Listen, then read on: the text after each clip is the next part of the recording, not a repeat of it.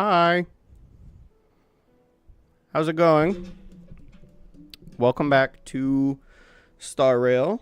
Um so it's been a while since I've played, and there have now been 2 updates since the last time I was live, and I'm very very behind in the story. So while I'm playing through this, I have to pretend like I'm playing the last version, which is 3.5, which came out like 2 months ago. So yeah, we're very behind. But I'm still going to try and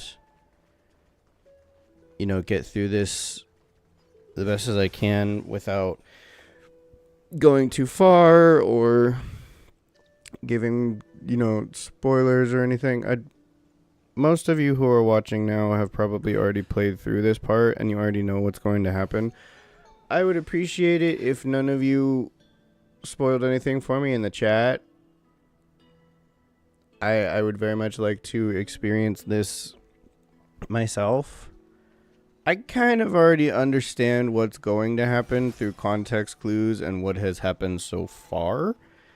But also with Honkai, they like to take the story and just kind of flip it on its head, and it's just like, oh yeah, by the way, this is actually what's happening now. Deal with that. Which normally I love. I love how complicated this lore is. It's amazing. But yeah, I'm just going to get right into it because putting this off any longer is going to stress me the fuck out. Hi, Serini.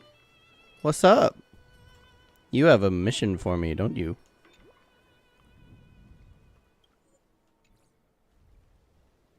Hello. Your surprised expression is just like what the memories recorded. You know me? Are you Serini or Mem? You're still alive?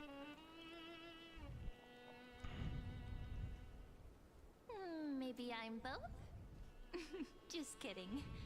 If I had to choose, then I'm probably closer to the latter. It's pretty unbelievable for me, too. It's like I had a long dream. Cyrene's memories and Mem's memories, they're all tangled together. But when I woke up, there were only broken fragments left. Huh.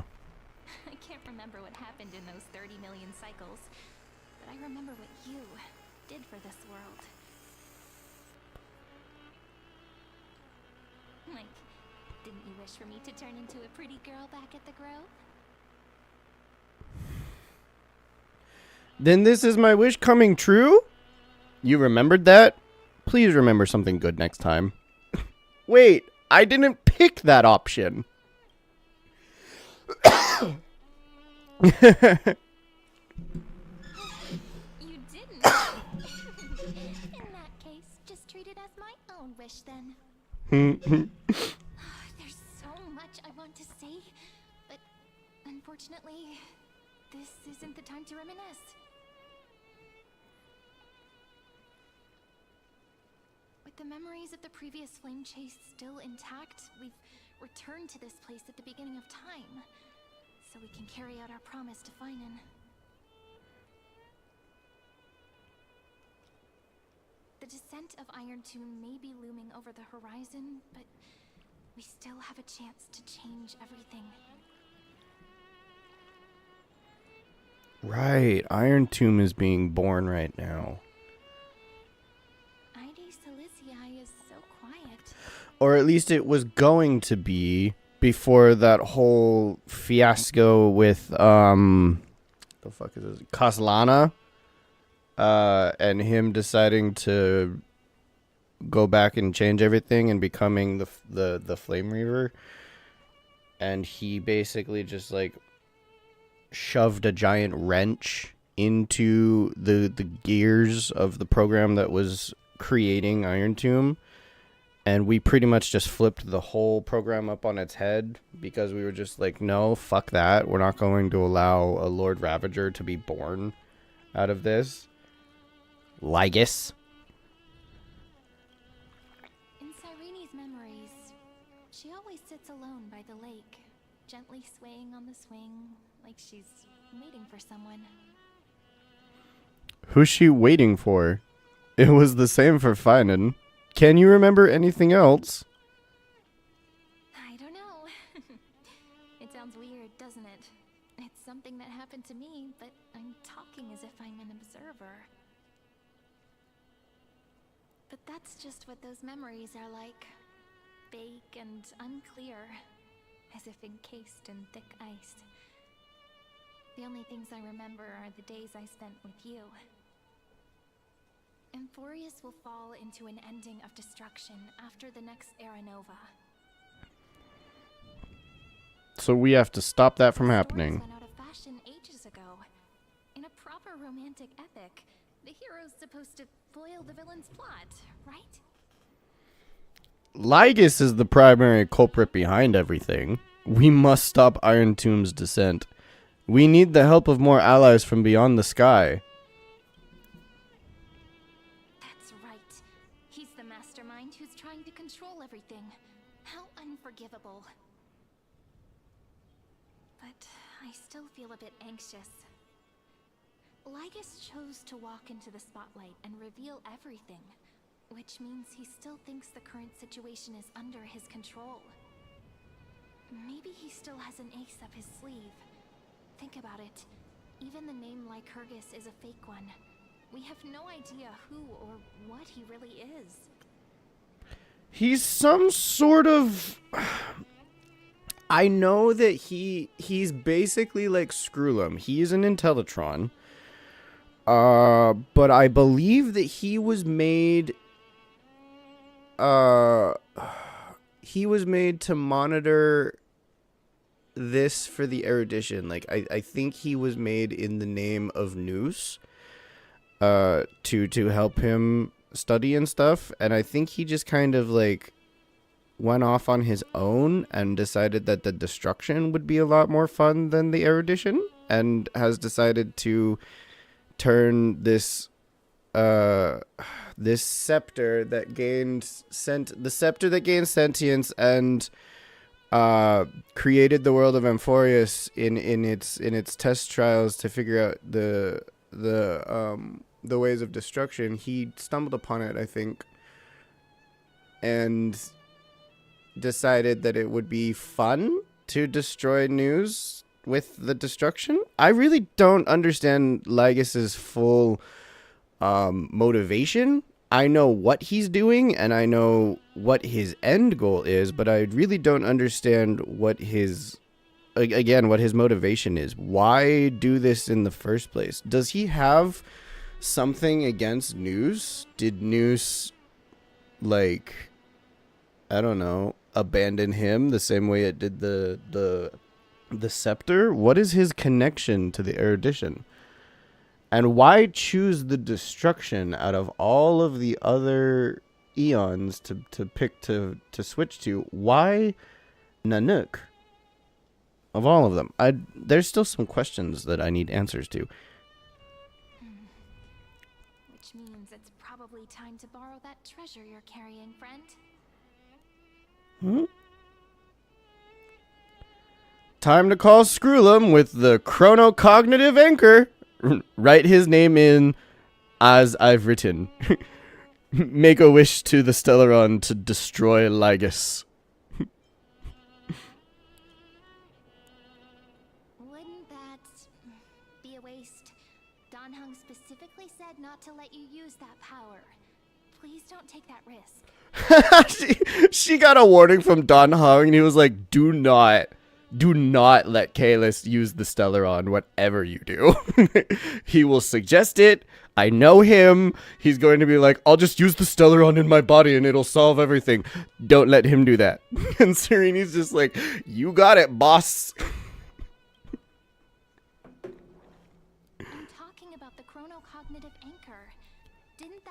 Megatron friends say, when required, it can also serve as a bridge for communications between the internal and external world. I'm surprised you remember that. V3.5 is a little village enclosed by time. We might be able to contact the outside world from here. Why don't we give it a try? We should at least tell our friends from beyond the sky that you're still in one piece. That sounds like a good idea, actually. Firstly, we need to find a well-hidden spot. Girl, where you going? We're not done. Come back here. Why is she walking and I'm running? That's weird. Don't they normally make it so that the character slows down right behind the companion that's currently walking to the next point? Where'd that go? Why do I have free reign right now? Am I the only one that thinks that that's not right? It's super quiet here. Sounds can't get in or out. Back in Cyrene's memories, this room was her secret base. No one noticed her practicing Orynyx's prayer here, or trying to speak with the gods in secret. I am a little bit confused about this. Aedes Elysiae is a small village with only like 7 people living in it. But it has this big, almost temple-looking building. I mean, it's not big, but, you know, compared to the rest of the village, it has it almost looks like a city hall. It's a tiny little villa, but it is basically the center of the village. And you're telling me that no one else even the other 7 people ever go in here? This is the most modern and comfiest looking building you have in this village. The rest of them are wooden shacks outside. This place looks comfy. It looks like it can protect you from the wind and the rain and the snow and the heat. And you are the only one who goes in here? Tell me that I cannot be the only one that thinks that doesn't make any sense. She's being protected by plot armor right here. I don't like plot armor. Other people should be coming into this building. It's a nice building. But today's different, isn't it? We aren't trying to contact unreachable gods, but humans from other worlds. Real people. I'm prepared to witness that miracle, friend. The way Cyrene talks is so similar to Mem. That's because they're the same person. I have so many questions. I'm also worried about how Dan Heng and March 7th are doing. Here's hoping the chronocognitive anchor can still function normally. Because I really need answers. I am still not used to Kalis's new voice. I miss old Kalis. Signal strength, 14.8%. Dialogue window, 16 minutes, 22 seconds. Prerequisite, no external interferences. Hey guys! Very glad to learn that you're safe. It's such a relief to see you two. Oh my god. How are things outside this world? Herta! You're here too? Not only am I here, but I also happen to have saved you 4 times already. Without you even being aware of it, of course. How? Now's What? not the time to celebrate. When 2 geniuses show up at once, you know you're in deep trouble. Oh, we been new, girl. We knew. Up, little one. The destruction's eyes are gazing upon this place. No, I'm not joking, and no, it's not Droidhead. It's the real Nanook. What? Time is running out, so I'll explain in terms you understand. This world, Amphorius, is in fact a testing ground, where the Lord Ravager, Iron Tomb, evolves through self-extrapolation. Yeah, we know that. Hiding in this segmentum, unknown to other life forms systems, it has endlessly repeated the process of era nova, seeking a solution that could obliterate the erudition. Yeah, we know that. For some reason, the experiment entered a prolonged state of stagnation. However, it has now restarted. Prediction. If effective intervention is not performed, Iron Tomb will complete its self-coronation in 14 system hours and initiate its plan to destroy the entire path of erudition. Does that mean it would destroy Herta too? How will it destroy the erudition? The possibilities are endless. Breaking down interstellar communications, destroying the synesthesia beacons, returning cosmic civilizations to the Dark Ages, or even starting the third anti-organic war. Any of it would be able to bring the cosmos to its knees. Yeah, Iron Tomb is a real threat. It will tilt all sciences and technologies towards the destruction. And since Nanook glanced at this place, it means they are being dead serious. Why is Nanook suddenly making its move now? Why is he so interested in this now? Is this my fault for showing up here? Hasn't Iron Tomb been around for a long time?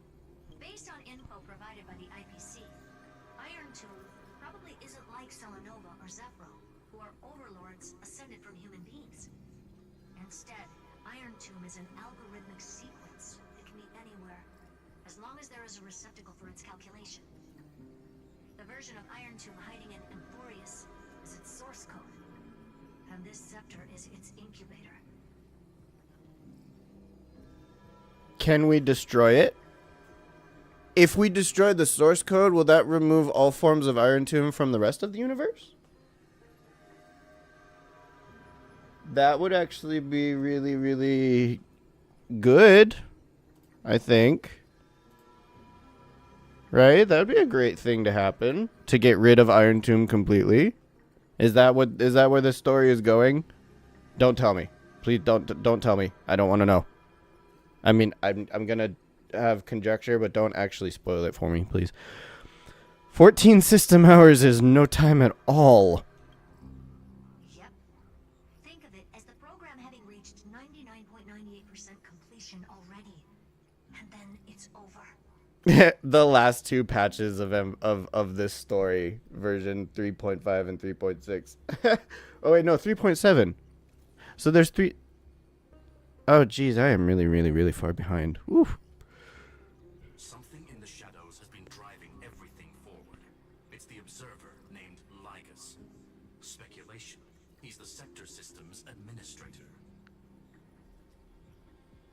He wants Iron Tomb to break through the knowledge singularity. I don't know why he wants to do it, but he'll remove interferences at any cost. You're the only variable within this world, and you're the only thing he fears. So Oh, he's afraid of me. the speed of time is different in Emporius compared to the outside. Destruction is just about to arrive, but you can still play Deliverer one last time. The cycles have already been broken. You've entered what is theoretically the last cycle Emporius will ever be able to run. And Iron Tomb will break out of its prison as soon as the process of Genesis is triggered once more. Oh god. But now there's an abnormality within the experiment. You know what I'm talking about? One of the model's 12 factors. That is one of the 12 demigods. Destroyed himself using the power of the destruction. Kaslana. Fine and Signal disappeared from the cycles the moment Nanook cast their gaze this way. That means World Bearing's computational logic is currently flawed and bugged. Yet it's the factor directly related to the process of Genesis. So finding out about the Iron Tomb project, stopping Ligus in his cycle, which had almost made it to the like all the cycles with finding in the original tests and stuff with Cyrene made it to 99.99%. They were basically where I am now, where that cycle was their last cycle, and if it had finished, Iron Tomb would have been born. But Lygus got cocky for some reason and revealed his plan to Sereni and Finan. They stopped him, and then they decided to reverse the process by having Finan took the name Koslana and decided to go and stop Aranova no matter what, and he kept going back down the line of the cycles, and we've now basically taken his spot because he used the power of the destruction to try to fight Nanook, and it did not work, and now he's gone. And as such, world bearing is buggy because I am now the world bearer in Finan's place, right? I'm pretty sure that's what happened. I know Kalis took his spot. Is me being the new world bearer what is bugging it? Probably. Finan sacrificed himself to create an opportunity for us. He entrusted the duty of world bearing to me. Finan didn't die. He's still fighting. That old Intellatron will definitely do all he can to debug this error. So you have to take this chance to claim Kephal's core flame. But don't let him have his way. The key to suppressing Iron Tomb lies in whether he can rewrite the purpose of Aranova. There's one more preparation we must make. Lygus's behavior has been quite abnormal. He's never interfered in the actions of Titans or the demigods throughout the whole experiment. Deduction. The Scepter has an extremely strict autonomous protocol, restricting even its administrator. In Amphorius, this ultimate protocol goes by another name. The Law Titan, Talantum. What? Law. They are the rules that restrain all things in Amphorius. And it was the core flame returned at the very beginning of the last flame chase journey. That's why Sereni's in charge? That's why Sereni's in charge? Okay. Wait, no, not Sereni. No, don't, not Sereni. Saridra. That's why Saridra's in charge. God, Cyrene and Saridra, their names are practically the same. Oh my god. But no, oh my god, that makes so much sense now. I was like, why is this unknown flame chaser the leader of the flame chasers if Aglaya has been the one who's been representing them throughout the entirety of the Amphoria story? Who the fuck is this Saridra bitch? And now I get it now, because the administrator program is the Law Titan. So they have to make Saridra in charge because she's always going to be the first person to receive a core. Oh, it makes so much sense now. Huh? Her path chart is... Is there something wrong with me? Never mind. Let's get back to the topic at hand. Light calendar 3960. Month of balance. We'll be locking onto this time period to find Law. You can either meet the Titan, convince the demigod, or take the core flame by force. It doesn't matter what you do, so long as you bend it to your favor. We still haven't figured out how you and Don Hong got inside this world. So influencing protocol is currently our best way to stop Lygus, or to call for more reinforcements into this fight. Once you've got Law in your hands, we'll discuss our next steps. Okay. Make sure the core flame doesn't fall into enemy hands. Okay. Herta, the firewall's interference is getting closer. Time is running out. Please ask any questions you still have as soon as possible. Okay. Yeah. How is the Express crew doing? Iron Tomb can't affect the real world just yet.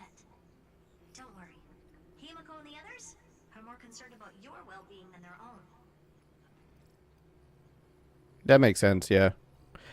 Is Don Hung safe? Mr. Don Hung did not enter the new world with you at the end of the last cycle. No, the flow of time inside and outside Amphorius is not identical. 1,000 years in this world may only be a fleeting second outside of it. Conclusion. He is on his way back to the Express. What? How?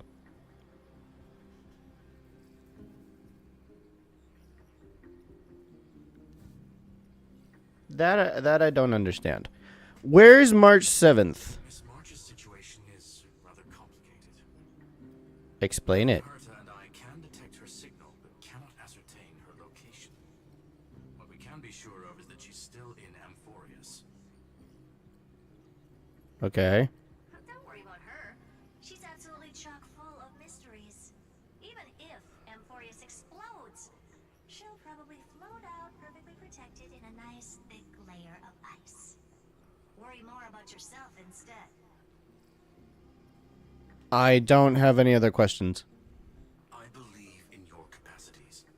The hands of the Trailblaze can create miracles, and will certainly be able to snuff out the flames of evil.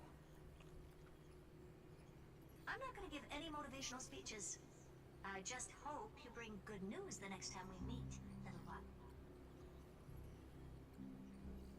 I'm taller than you. Not little one. Deliverer. That's better. You can't call me little one. I'm taller than you. Geniuses certainly have memorable personalities. I love them so much. Herta and Screwlum are just the best. What do you think about them? Can you understand their explanations? Yeah, I understand more than I should, actually. Honestly, some of that conversation feels like it's about things I once knew, but then forgot. Maybe it's because of Mem? After all, Mem's a memo sprite born out of your thoughts, friend. Maybe our memories somehow got tangled up together. Maybe. Never mind. Let's focus on something more important with what little time we have. Just treat me as an ordinary girl with secrets, okay? So, everyone else? Cool. Light calendar 3960. I remember that Talantin had already fallen by then, and the Chrysos heir who inherited that core flame is named Saridra. That's what's recorded in history, and the period we'll be heading to. We'll need to find Law and stop Lygus. So, we've at least got a solid direction, right? Do we? Give me a little bit of time before we go. I want to pack some stuff. There's so much more I need to take care of in this form, and I'm still getting used to it. Okay. Wait a minute. Wait a minute. I'm just never... Relaxed scene like this probably no longer exists in the outside world.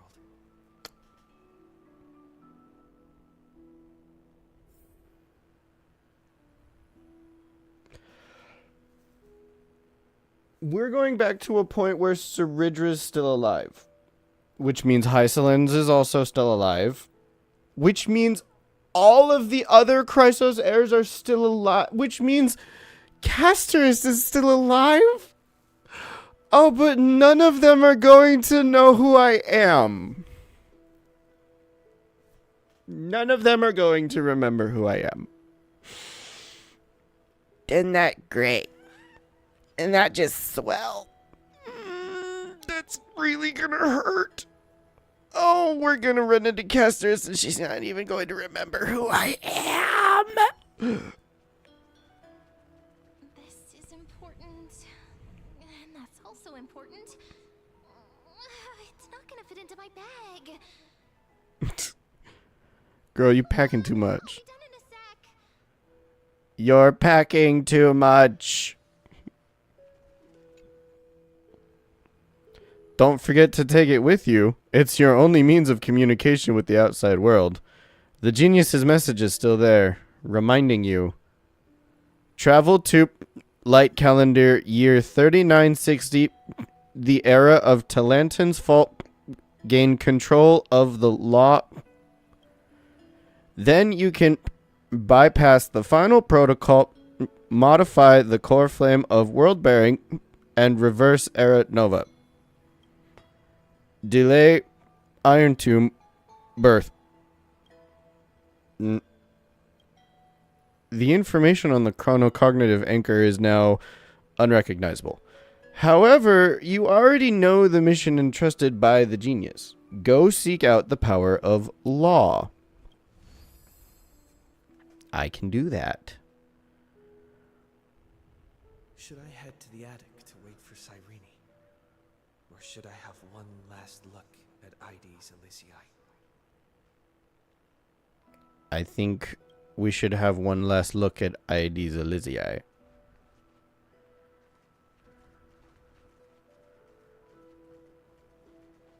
I don't go this way, do I? Are there any? No. No, it would have tiny little icons that are like, go here for little side missions and stuff. But it's just up the stairs. So let's just go up the stairs. Are you done? How many sets of toiletries should I prepare? Should I pack something for a surprise? Toiletries. No peeking! Are those the only two things you have to say? Friend, you're too curious. I'll show it to you once I'm done, okay? I'll go inside. See you in a bit. I just want to hear all the... Oh. You just straight up disappeared. Okay.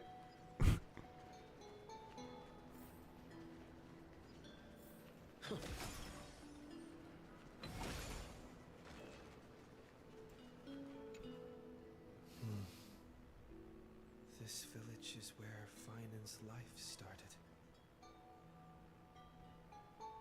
After 30 million cycles and 30 million failures, his burden is now in my hands. No pressure or anything. He said I will be taking over the responsibilities of world bearing. But what does that mean? Becoming the new Kefali? Or forging a completely new path? Believe in Destiny's plans. Prepare for the worst. Analyze the situation rationally. Calm down and think this through rationally. This is going to be a very difficult campaign. We can't lose Kefali's core flame. And we also need to find either Talantin or their demigod. Then convince them to join us in the fight against the destruction. Just the demigod. Talantin's already gone. So we have to go to Saridra. We have no choice. But there are so many unknowns. We don't know what Lygus might be doing. And we'll have to face Iron Tomb after dealing with him. There's also Cyrene. What exactly is she? Yeah, that's a There are great so many question. questions. I'll have to take it one step at a time. But I must make each move very carefully, because every decision could potentially impact the end. Herta and Skrullum's help might be crucial.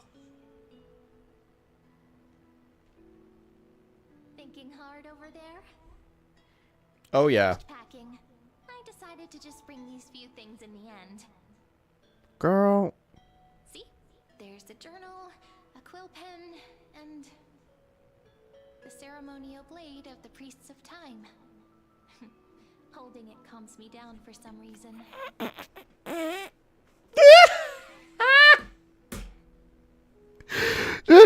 Just casually, just like, oh, here's my journal, and also here's a pen, and also this floating ceremonial blade of the Priests of Time. Just casual things. I didn't bring toiletries. That's too wild, you know? I just had to bring this ceremonial blade of the priests of time. Girl, I love you. You're so funny. The scent of the black tide is now calm. Finan must still be fighting them in some way. Oh yeah, what happened to the black tide? Glorious's final flame chase journey. But it won't be the end of us. It'll be the beginning. Friend, are you ready to become a hero? No, but I'm gonna do it anyway. I still don't know how I should act around you. Seriously, what are you? Because you are not like the other humans in Amphorius. If any of them are even human at all. They're all basically programs. But you're different. What are you? Just treat me like any other friend you have. We share a common goal and common enemies. And we may also share a common future. A future that has never emerged in any other cycles before. I believe in you, friend. If you still can't get used to it, just call me Mem like you did before. Just kidding. I still don't get it. Why must it be me? Are you worried that the burden is too heavy for you? Don't worry. Maybe the answer isn't as complicated as you think. You've seen how every person regarded as a hero in Amphorius was nothing more than a flawed human. They were just at the right place at the right time when the world needed a hero. But those aren't coincidences. Just like how your arrival kickstarted Amphorius' fate once more after a stagnation of more than 30 million cycles. It's the inevitability of being a trailblazer. A person's personality is their destiny. Your own hero's journey already started the moment you decided to board that express. Okay, fair. Good point. I can't argue with that. Let's go. We'll save everyone. Stand with me, and let's become heroes. Stand with me? That does sound very nice. Why don't we take everyone with us? I believe in you, friend. We'll never be alone, no matter what awaits us. In other words, since you've already saved so many worlds, friend, you should be used to being called a hero by now. Maybe you can tell me those stories as we travel. That way they can become our shared memories too. Let's trailblaze onward like before and create a future that's worth being remembered. Okay.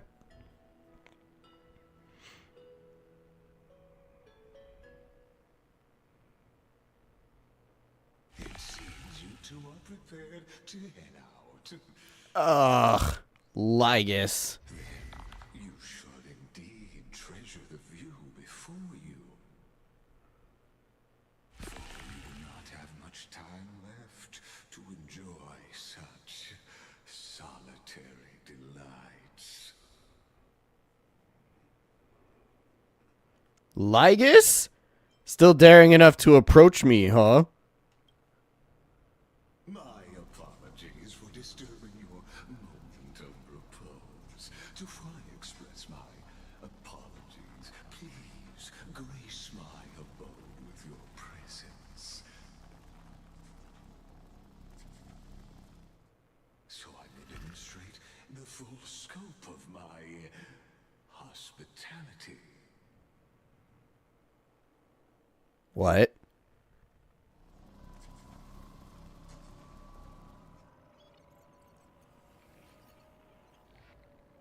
What? Is this place? For real, what the hell? Where am I? Am I somehow inside the scepter's main processing, like, circuitry and stuff? Pol Moss 600. Prima Mobile. Blank. Titan Authority. Strife. Path. Huh? What? Farewell, then. May we reunite in the new world. Casterus. Casterus?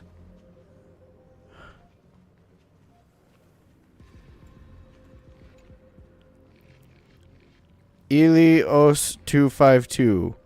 Prima Mobile. Blank. Titan Authority. Sky. Path. Blank.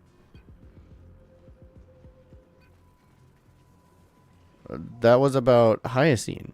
Wait, so then what was the first one about? Authority, right. So this is Saridra. So Saridra, Hyacine,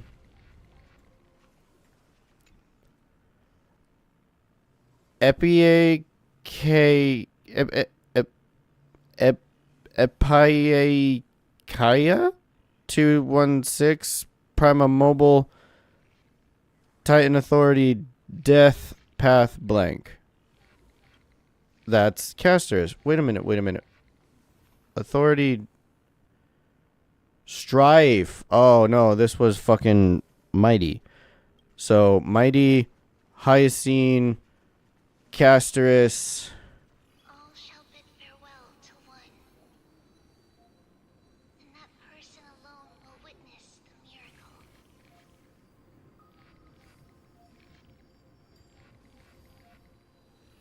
Hi, Tribby. Oh, there she goes. Skema 720 Prima Mobile Titan Authority Reason. Reason? Path blank. Wait, which one was Reason? Is that Saridra? Haplotes 405 Prima Mobile blank Titan Authority Passage Path blank. That's Tribby. Scopio 365 Prima Mobile blank Titan Authority Earth Path blank. We haven't met the Earth one yet. There's a lot of theories though that it's Dan Heng. The light of the dawn device never fades. Kephal's protection has no end. Cypher. Carlos 618 Prima Mobile blank Titan Authority Romance Path blank. That's Aglaya. Orexis 945 Prima Mobile blank Titan Authority Trickery Path blank. That's Cypher. After I cross this river, it will be a tragedy for mankind. But if I do not cross, then it will be the end of me. Hysolence? Aporia 432 Prima Mobile blank Titan Authority Ocean Path blank. That's Hysolence. Kalis hasn't met Hysolence yet. Investigate the display monitor? What? I still don't. What is happening right now? As you reach out to touch the screen, an eerie sensation instantly courses through your entire body. You feel blank. Outlier. Executing command. Record. Record?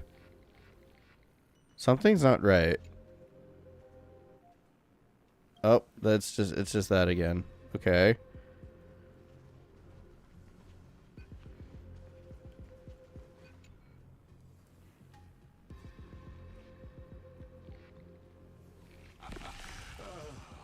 Did that startle you? You!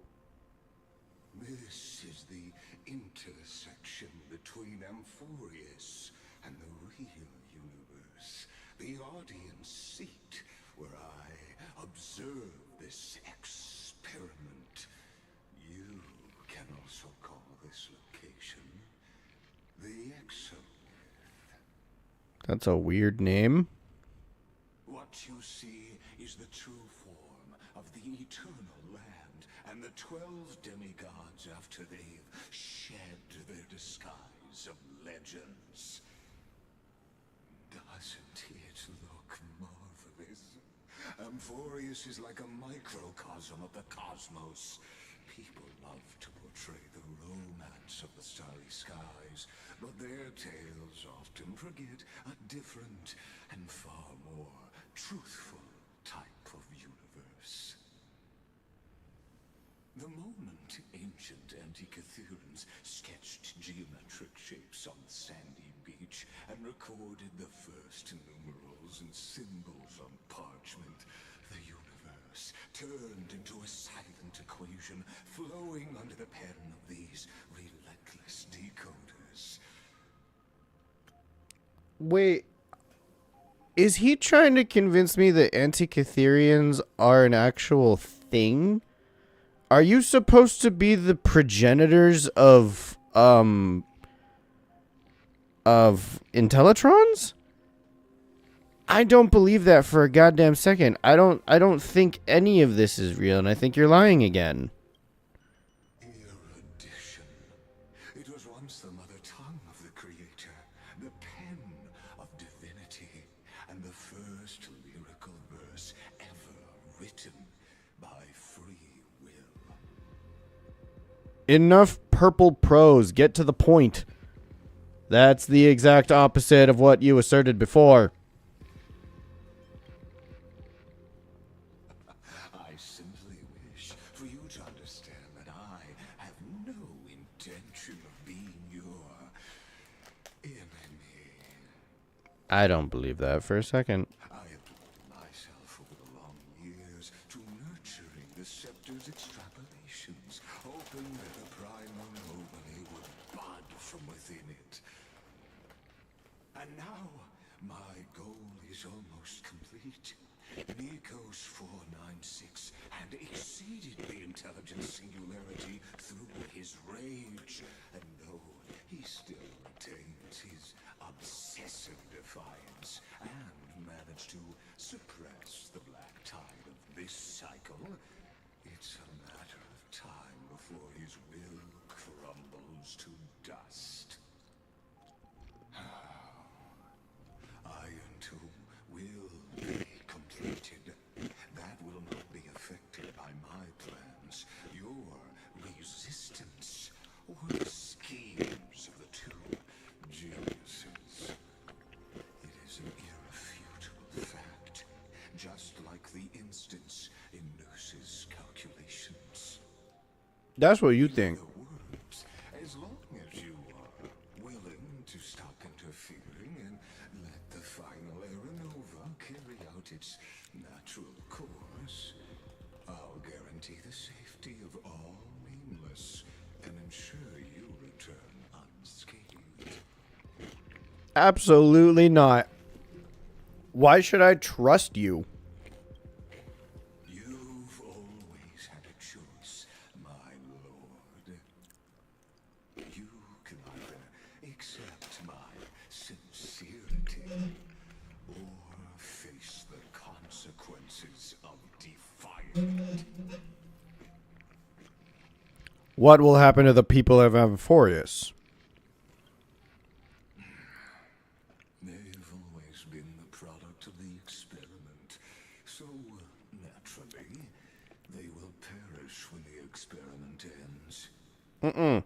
Deal's off. Outcome was predetermined long ago, so I will not embellish such a regrettable conclusion. They deserve to live, even if they aren't real. I still have a friend stranded here.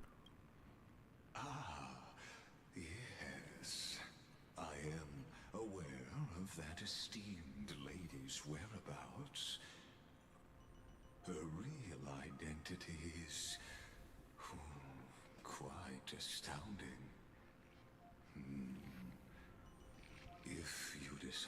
to accept my proposal, then I will do all I can to send her back to you. No, you won't.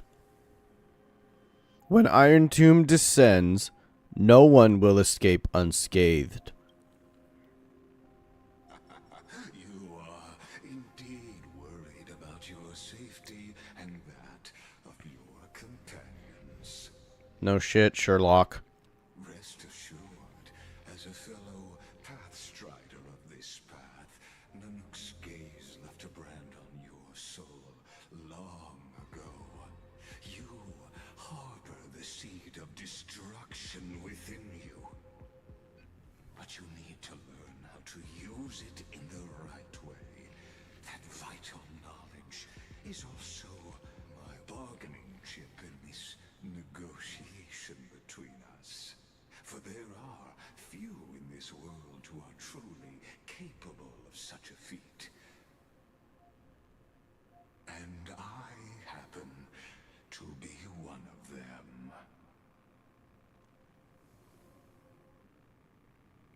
Seed of Destruction?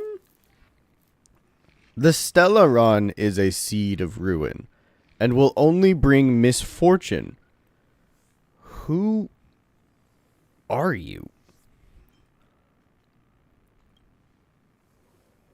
The Stellaron? No.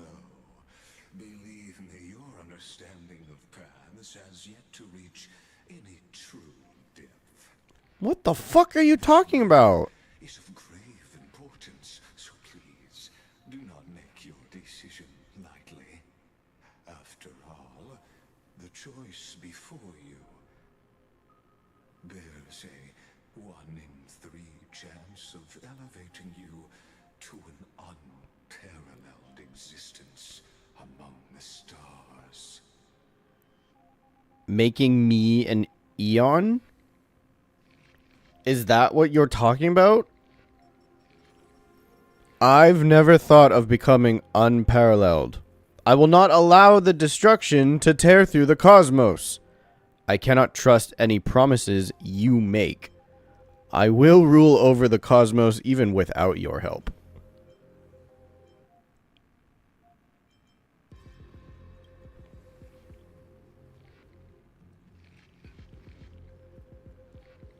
I now see the full scope of the determination in your words. You may now continue your travels. Hold up, we're not done here. What kind of tricks are you pulling? I'll defeat you right here, right now. So why did you drag me here? It seems you haven't realized something about this place. The Exolith is the Erudition's domain. You cannot physically interact with me in any way in this place, and vice versa. As negotiations have broken down, there's no more need for us to remain in the audience's seat. Let's return to the theater called Amphorius, where you will meet me once again. Of course, this meeting was not without merit. Your presence has inscribed a new footnote in the Exomyth. What? What? As for its purpose, allow me to reveal it to you in detail the next time we meet. What are you talking about?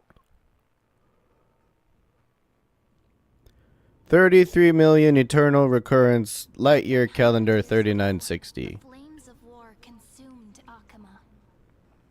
The Outland forces broke through the dawn.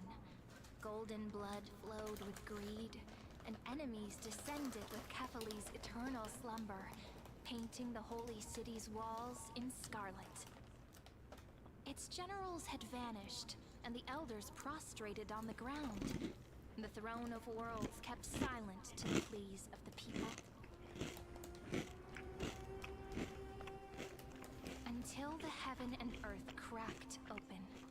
Not the gods answering the people's prayers, but a legion rising from the sea of blood. Dawncloud's spires fell in the sulfur rains, and the legion's commander stood atop the broken idols and roared. Compatriots, no more kneeling! Not to brutal tyrants, and not to dying gods! Those rebels have twisted the prophecy and ignited the flames of war in order to stoke fear in your hearts! A Chrysos heir she stood, divine blood soaked into the earth, quelling the flames beneath her feet. Their golden blood wrote of a tragic fate. Mine shall overturn it! Her crown burned bright, outshining the fires consuming the entire city. She raised her scepter high, and the people gazed in the direction she pointed. My blood flows in you now. Heroic compatriots, follow me, and we'll seize the reins of fate. Drive the enemy from Kefali's dawn. Smother their flames with their own dead. Win glory. Win peace. Let history sing your deeds. The first to dance was a maiden following closely behind, weaving through the carnage like a fish in the sea. Hi, Selens. The people, full of wrath, surged with her, forming a colossal wave, and the enemy hordes, drained of life, vanished into nothing.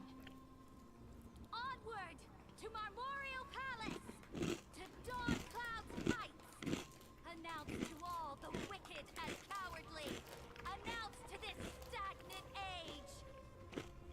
We are the rising tide.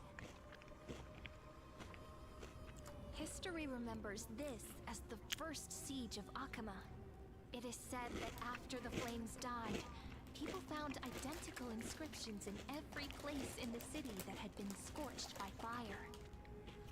It was the name borne by Akama's first and final sovereign, the Imperator Saritra. Okay. Friend, are you listening? Yes, I am. Friend? Friend?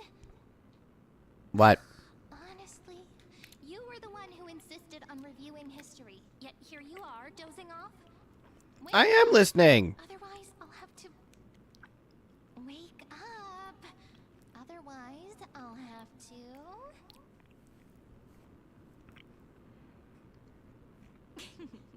Awake at last?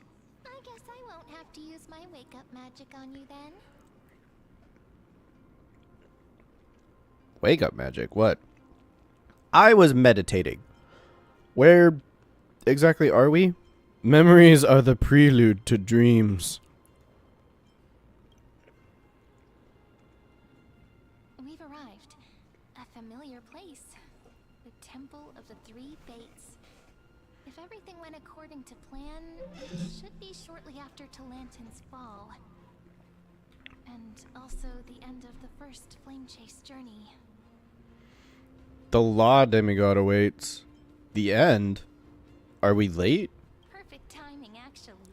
The first flame chase ended with the trial of law.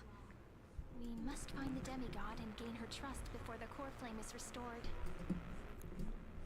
Okay. It'll be tricky, so let's pick up our pace. To Akama first. We can learn more from the crowds there. Tyrant! You and your butchers are not welcome here. Get out! What's that noise? A dispute? Careful. Sounds like someone's in there. Hold your tongue. Conspiring with criminals and plotting rebellion are crimes punishable by death. There are multiple voices, and things seem tense. Let's not get caught up in any trouble. Why don't we find a place to hide and observe from the shadows?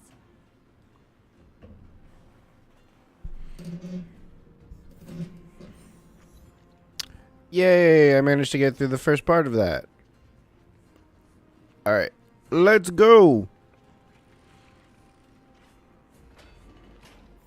At least Kranoans keep their faith. Who's talking? Who's having an argument right now? Wait, isn't that...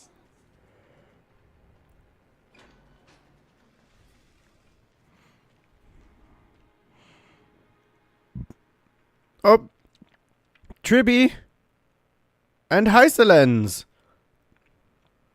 Golden-blooded defilers, perverting the prophecy and trying to slay gods. Stars beyond the sky? Gods who created the Titans? What kind of nonsense? Look at this broken world and see what your atrocious acts have done. What? What? Did he just mention the stars beyond the sky? How do they have knowledge of the real universe? How is that possible? You impudent. Dux for Goris. We're here to welcome the deliverer from beyond the sky. Stand down. The what? The what? How do you know? But the great Talantan can deliver this world from misery. How do... I ask you, if the old laws were so perfect, why did they crumble beneath my feet? Saridra.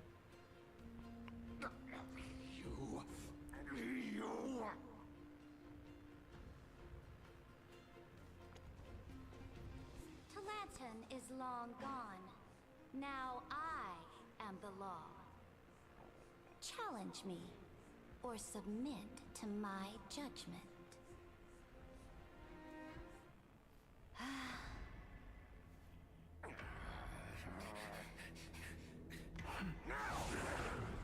Silence.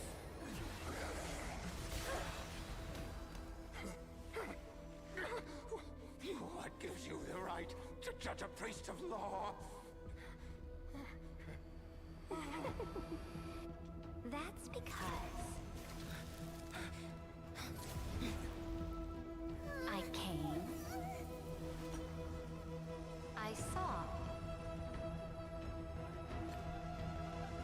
I conquered. Good for you, girl. Dux for Goris, take the ashes of this man and scatter them in the temple among the crowds. Tell them that the High Priest attempted to take away the rights granted to the people by the Imperator. Thus, he met his fate. Yes, Imperator. Now, these two accidental guests. Dux Gladiorum, if you please. As you command.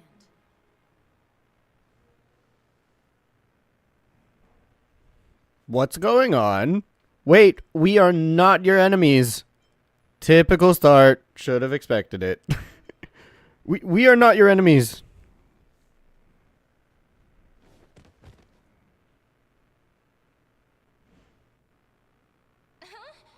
Is this Kindness? correct? But not the kindness you know. This is the leader of the cleaners in this era. Since the start of the Chrysos War, they've made it their mission to wipe out the Chrysos heirs. Even now, even after I've united all the city-states, these vermin still lurk in the shadows, hindering the flame-chase journey. Moreover, I know that the 27th person to inherit this role bore many grudges against you and nearly doomed the second flame-chase journey. How do you know this? My enemy is my friend. So, out of courtesy, I present to you this corpse as a gift. As a gift? You know us? You know about the second flame chase journey? Quite the generous gift.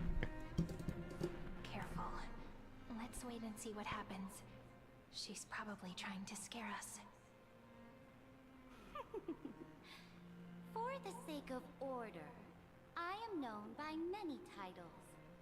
Flame Crowned, who ends wars. Tyrant of Dawn Cloud. Empress of the Holy City. And Imperator of the Flame Chase. But, in light of your unique identities, I'll allow you to address me by my real name. Saridra. On behalf of my people and this land, greetings, Deliverer. If I may, how do you know his identity? As the little hostage prophesied, the Deliverer shall come from the future beyond the sky. Gray hair, golden eyes, skilled in wielding a mace. On this day, there's no mistake. She means my bat. To them it would look like a mace, wouldn't it? The prophecy mentions beyond the sky. Tribby foresaw our arrival? This completely diverges from history. Your orders, Imperator. We return triumphant. Send an urgent message to all delegates. The meeting of the Flame Chase Alliance will convene early.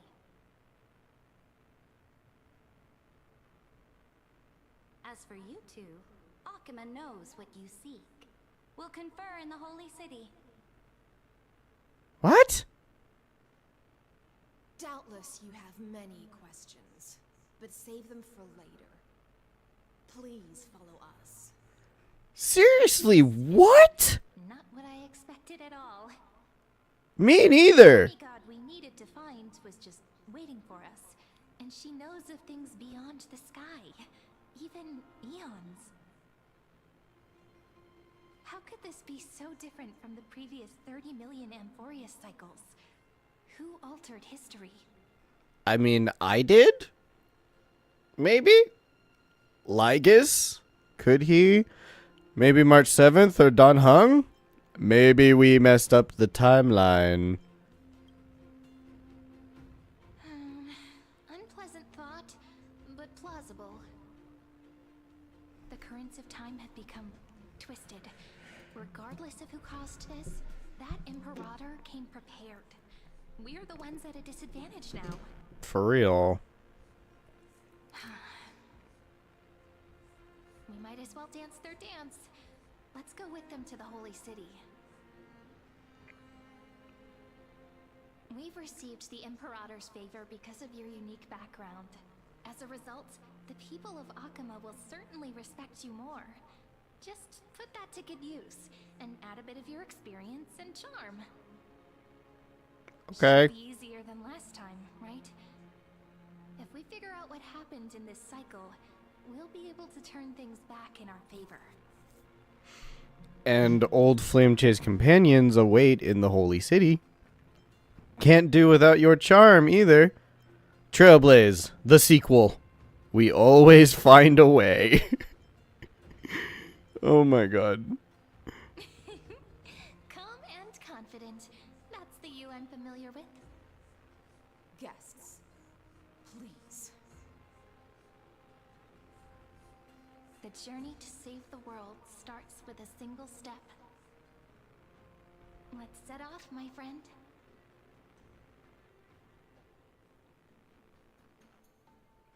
Also, I love the fact that as soon as Saridra meets us, she gifts us a corpse. Hail to the Imperator! Hail to the Golden Heroes! Oh. Hail to the Deliverer! Okay. Told you, you're the headline act. All this spectacle is for you. Guards, your service to the Holy City is appreciated. How have things been? Castrum Krenos once again struck the border. Dux Brumalis led her troops to repel the enemy. The agitators against the Flame Chase are still active in the city. They smashed the shops around Memorial Market.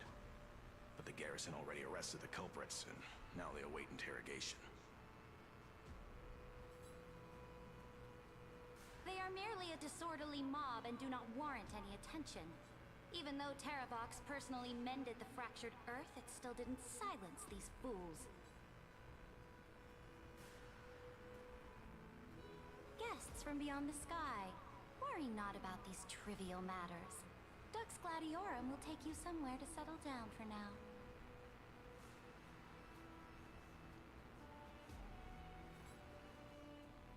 Why doesn't she refer to anyone by their name? To belatedly introduce myself. My name is Hycelens, and I am the Dux Gladiorum who swears fealty to the Imperator, as well as the Knight Commander of the Achaemenid Alliance. Later on, the Imperator will invite you to attend the meeting of delegates to discuss the Flame Chase journey.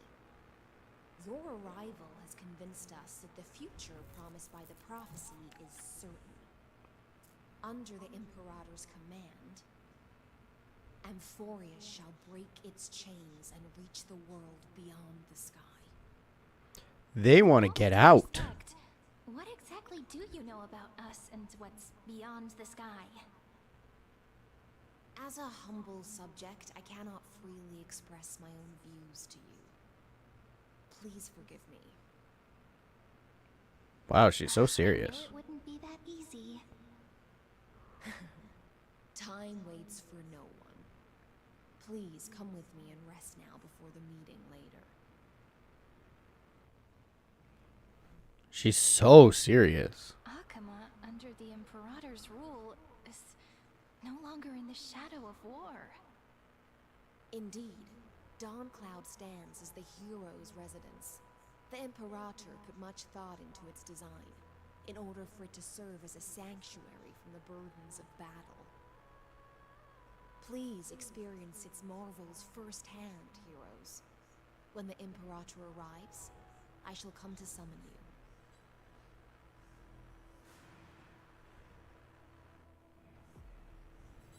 Hycelens. No wonder she's the Knight's commander. Her lips are sealed tighter than armor. She's reassuringly discreet. All right. We finally have some freedom to ourselves. Since there's still some time before the Alliance meeting, let's explore a bit. Look over there. Aglaya! And Tribby. Not the ladies I'm familiar with. Not the ones you're familiar with. But the hearts of heroes stay the same in every cycle, never changing. But they won't know who I am. Yeah, I want to talk to other people first. Hello? Dux Frigoris and Dux Brumalis? Dux Brumalis, our great Imperator, found the mastermind and executed him in public.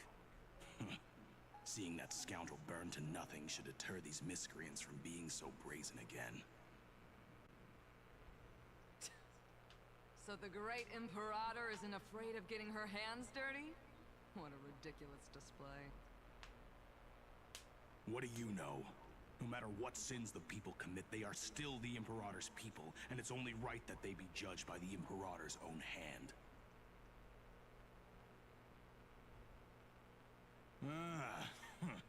Our distinguished trespassing guests. Are we trespassers or guests? Who are you again? Seneca, the Dux Brumalis. Greetings. This Dux Brumalis doesn't seem to like the Imperator very much, but she holds a high rank. As for this Dux Frigoris, his way of speaking seems rather unusual, too. Let me see what I can get out of them. I'm Cyrene of Ida Ciliciae. This is the Deliverer Beyond the Sky. We're new here and wanted to ask you, does this city host any other visitors from beyond the sky? We're looking for our dear companions. Drop the charade. But yes, there is someone in this city who is all too familiar with the world beyond the sky. Silence. March? Imperator ordered us to keep that lord's whereabouts a secret. Lord? Dunhung? Enough, you pathetic lapdog. Do you need to beg for permission from the cursed Imperator even just to bark? You... Someone who is all too familiar with the world beyond the sky and is referred to as that lord. Could it be? Kaslana! Looks like things are getting heated. Let's get out of here. Oh, they're gonna fight each other. Okay. I think I stirred the pot a bit. That was not my intention. Sorry, my bad. How are we supposed to talk to the heroes of deliverance? What if they're really intimidating? Virginia, don't be so nervous. Once they hear your poetry... Ah, heroes, you're already here. Greetings. I am Apollonius, the Dux Helcolithus, one of the 5 sages of the Grove of Epiphany, advisor to the Flame Chase army. What does the Duck's titles mean? Of Castrum Kremnos, the Dux Carminum and imperial scribe of the great Imperator. Hello. I'm Virginia. I compose poetry. I'm Sereni from ID Silicii. This is the Deliverer. Nice to meet you both. They're not as frightening as the rumors claimed. This is our first time in the Imperator's realm. Akima is even more magnificent than we imagined. If you all weren't here to look after us, we'd be completely lost and confused.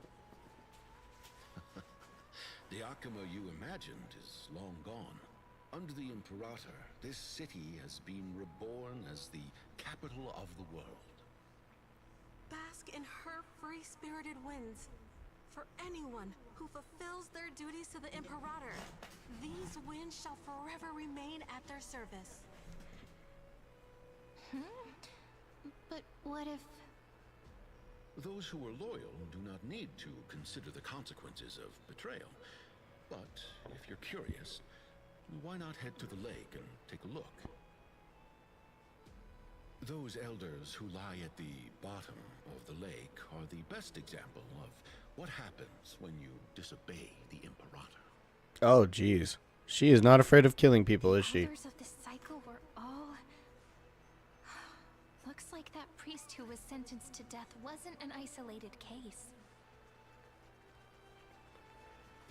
Yeah, she seems to like taking out anybody who like doesn't listen to her. Which I'm fine with, honestly. Aggie, you're still so listless today.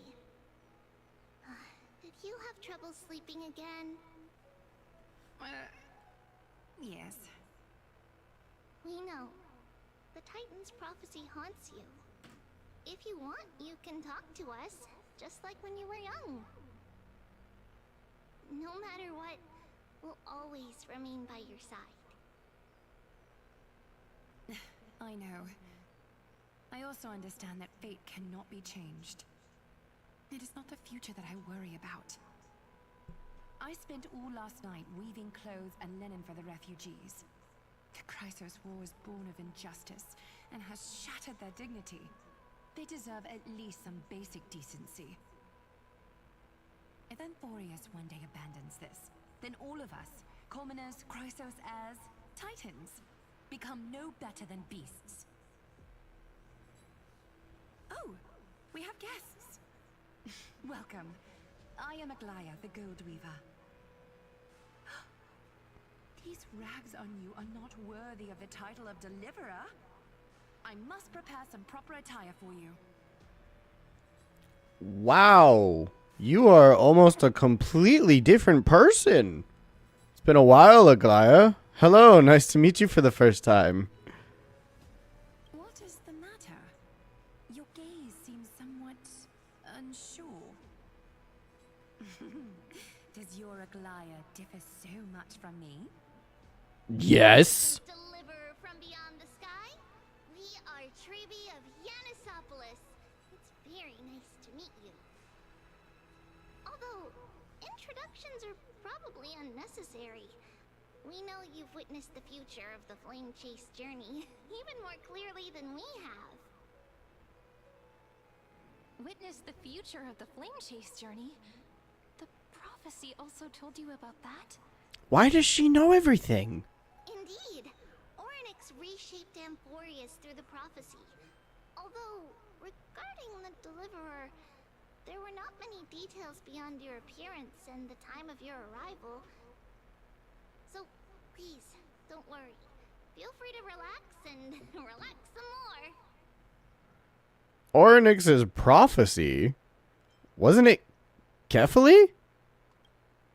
Kefali issued prophecies too, but it was Orynyx who told mankind that the Deliverer from beyond the sky would descend upon Amphorius. What? More crucially, they revealed a future entirely different from the Aranova. What? Though we still must challenge the gods. In the Time Titan's prophecy, this path leads not to a new world, but to the true starry skies. This is also what the Great Imperator has been striving for all her life. Your arrival further confirms everything. This can't be real. Even you find this surprising?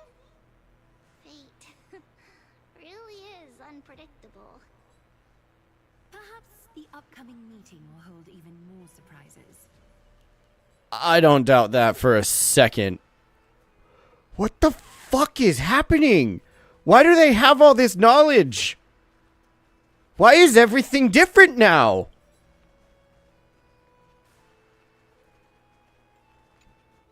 Little fish from beyond the sky. Did you rest well? Hang on a second.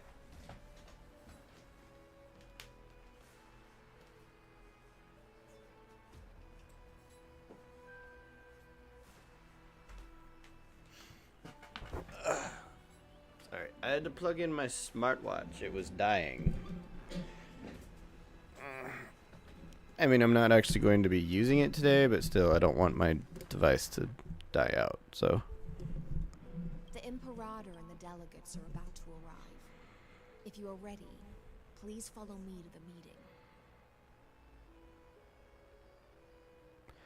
About your role. I'm the Knight Commander of Akama, General of the Flame Chase Army, and the Imperator's servant. But beneath these shiny scales engraved with complicated titles, I am just a swordfish at the Imperator's side. You really like fish, huh? About the Imperator. As you've witnessed, she is the Empress of Akama, the one who ended the Chrysos War and the leader of the Chrysos heirs. As merely a humble subject, I cannot say more beyond this.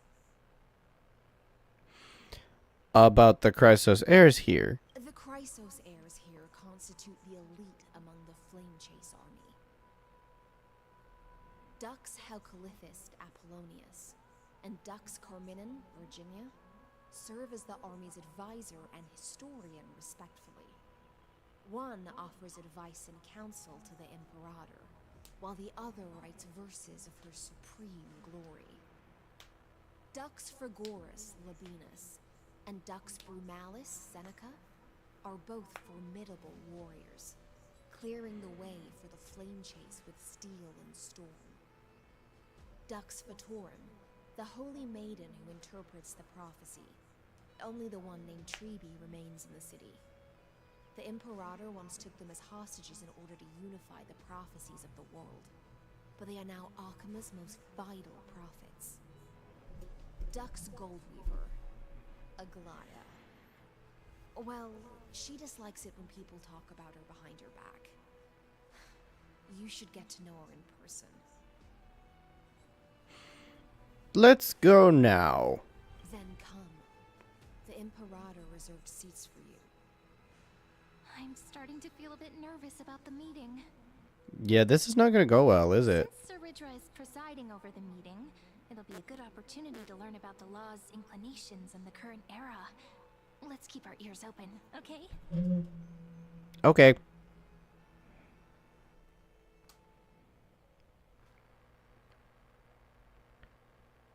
Show me everything that's different. I want to know. Good sir from Paphos, what do you think the Imperator is planning calling this meeting so early? My homeland can't endure anymore. Who knows? First, she wants to hunt titans. Now she says there are even greater calamities. Her madness is the greatest calamity. What? Exactly. Chryso says. Deliverers. What about us ordinary folk? How much are we worth in her eyes? Things feel pretty tense here. The history books said that the Imperator aimed 3 cannons at Dawncloud to make all the delegates obey her. Will history repeat itself in this cycle? Yes. Similar acts have occurred, and not just once. However, whether history will repeat itself, we'll soon see. Those are the 2 spots reserved for you. Please take your seats. That's what they were talking about before. What is this? So it turns out. Ladies and gentlemen, silence, please. The Imperator has arrived before her faithful council, and the Alliance meeting is about to begin. All rise. In the names of Talantin and Kefali, the Akama Alliance swears upon the gods. Cease the pageantry. I pray not to the vanquished. What? Kefali, of course, needs no further explanation. As for the law, at the entry hour 2 days past, a scout should have brought news of the conquest to all of you. Unfortunately, guards found his corpse among the rocks not far from the city. Moreover, the poor soul was buried with a Paphos curved blade. It pains me to imagine what agonies this loyal warrior endured before his death. Delegate from Paphos, do you have any insights? I know nothing of this. The evidence is irrefutable, so there is no need to waste your breath. However, let us set this trial aside for the time being. Witness, even within the most sacred and dignified council, there were those among us who wished to draw their blades, brazenly challenging the Alliance, seeking to shatter our hard-earned peace and unity. Fortunately, I uncovered this plot.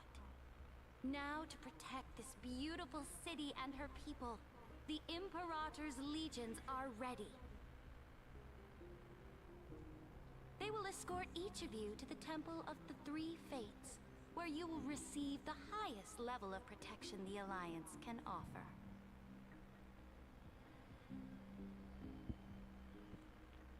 Protection? The Legion's warriors will join me in embarking on the campaign against Fagusa. This is clearly a trap.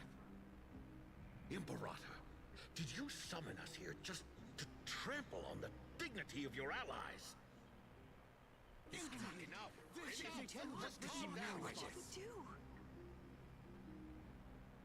Things are starting to get pretty intense. Yeah, what is she thinking? You've all seen her true face now. According to the ancient laws of Akuma, only with the consent of 2/3 of the elders can the legions carry out the commander's orders. The ancient laws. Didn't you destroy them long ago? You defected during the first siege of Akuma, voted unanimously in favor of the Council of Elders restructuring, and just yesterday, you desecrated them with a blood-stained blade. The decaying old laws fell with Talantin and are no longer deserving of respect. But if you still insist on proclaiming yourselves defenders of the law, and be silent, and offer up the highest respect to this core flame in my hand. Yeah, you guys don't have anything to say now. Flame of law in her hand. Since there are no objections, then the original agenda of this meeting, the campaign against Fagusa, is hereby passed. The Flame Chase Army's hunt for the Ocean Titan begins today.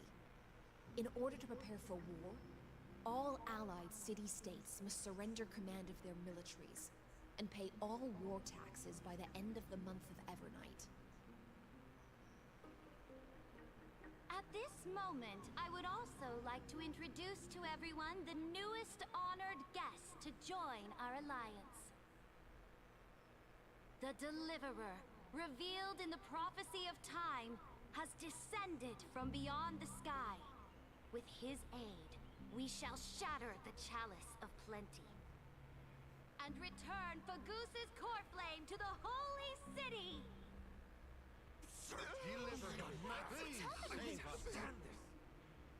Absurd. Simply absurd. A deliverer from beyond the sky. This is just like that prophecy about slaying gods. It's a lie you've used to grow your power. Ladon has already sacrificed countless soldiers. And now you want me to send even more of my brothers and sisters to be used and discarded by a tyrant?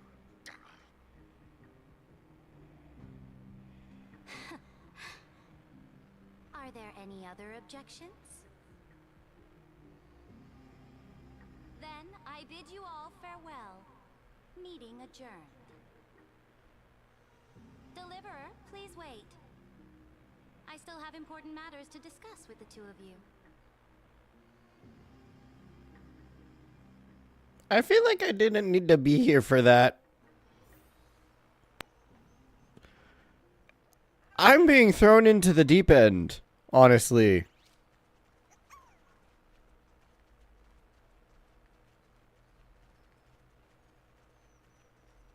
Okay, Sarija, can you just... You have some explaining to do, please. I'm very confused. I apologize for that farce of a meeting. It must be tiring dealing with so many people every day, Great Imperator. Tiring? You're mistaken. Moving chess pieces, placing wagers. This game of strategy adds a dash of color to our heavy fates. Much like how rule and conquest are always accompanied by sacrifice. Is the war with the Titans also part of that sacrifice?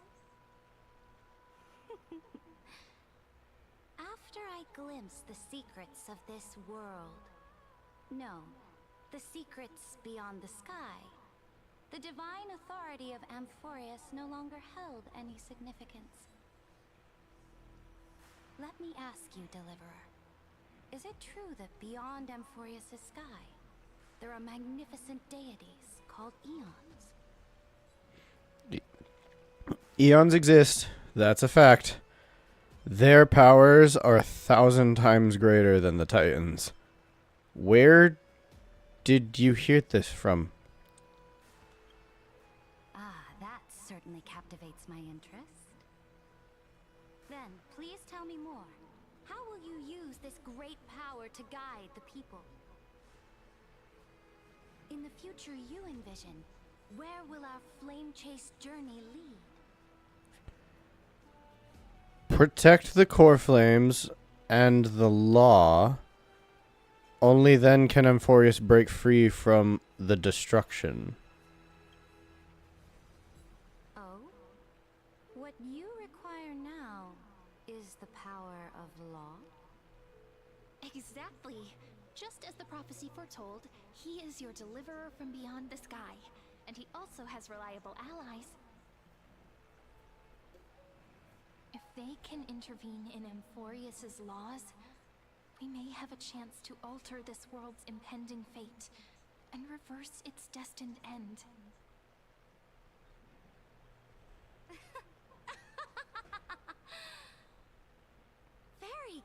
Deliverer, you have courage to say such presumptuous things, even knowing that the inheritor of the law stands before you. You mean... In the past, anyone who dared to covet the Imperator's divine authority would have met a gruesome end. But now we can see beyond this dying world. Our journey should no longer be confined below this stubborn sky.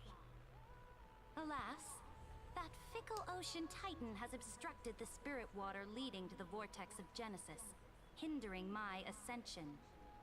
If the core flame of law cannot be returned, your path to deliverance will never be realized.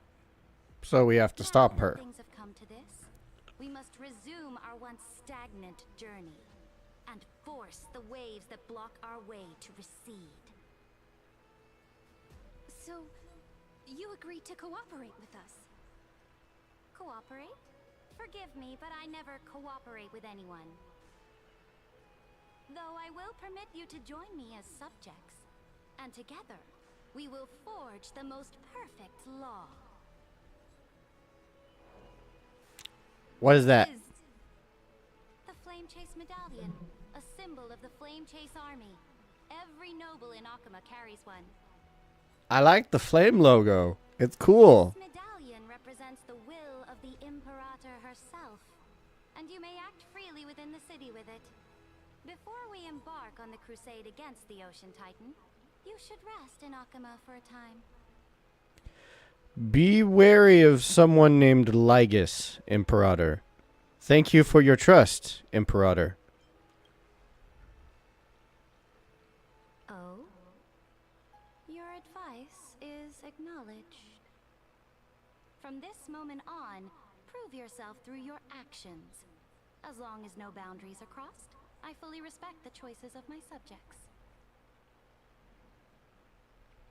Cool. Your journey reached that sky full of stars, Great Imperator. Your attendant certainly knows how to curry favor.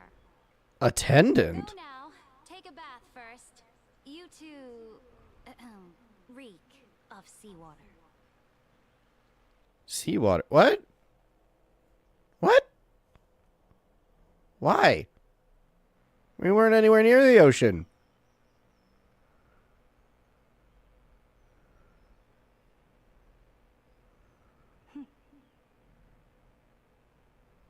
Come forth, Theoros. Yes. Great Imperator.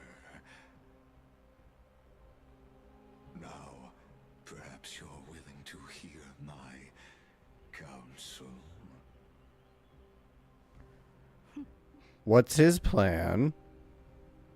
Those two arrived just as Orynyx described. And just as you said, they showed a thirst for law. At least this proves that my judgment was right. Sparing your life was the correct decision. Was it? You've once again confirmed that your wisdom is no empty boast. Now another choice lies before you. With whom shall you ally to tip the scales of law? Me or that deliverer?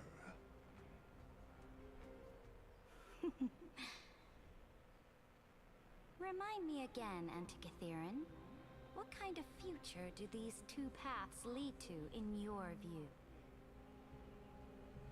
I shall tell you. What is his plan? You are entitled to know that the deliverer from beyond the sky is not a wholly wicked being, but from the very start, his stance has been completely at odds with Amphorius.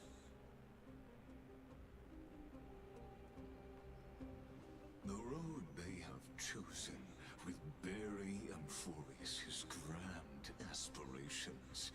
This world which follows the path of destruction will inevitably stray far from the glory it was meant to enjoy.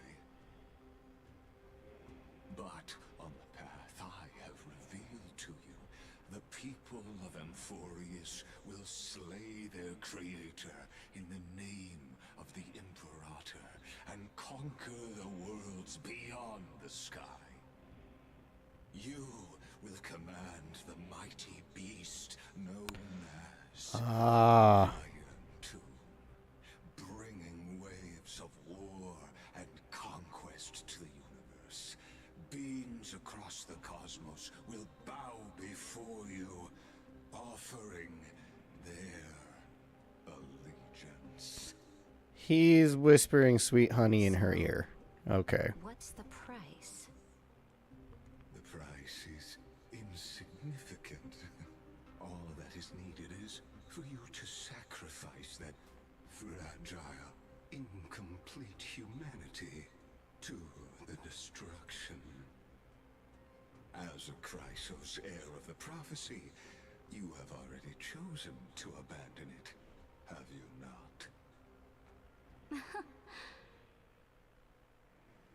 Off you go, Theoros. I have already made my decision. Once I ignite the core flame of law and burn away the old, outdated rules, Amphorius will embark on a journey across the stars.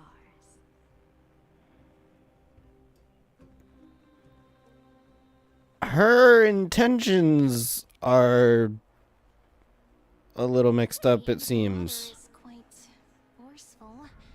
She didn't give us any chance to ask questions. And she's clearly hiding something. What do you think? At least she allows us freely to move, allows us to move around freely. Her bossy way of doing things is hard to stomach. We should consult with the geniuses about the current situation. Looks like we're on the same wavelength. The atmosphere in Akama, it's so unfamiliar. And it's not just the Flame Chase Alliance talking about the world beyond the sky, but the whole city. We should also discuss our findings with our friends from beyond the sky. Then... What? Then we should go enjoy the renowned bathing culture of the holy city and relax. It's the thing I've been looking forward to most on this journey. Your personality just kind of did a little snap right there. What the fuck was that about? What are you talking about? Is this really the best time for a bath? Remain silent. What are you talking about? Work and rest are both important. You see, everyone agrees, right?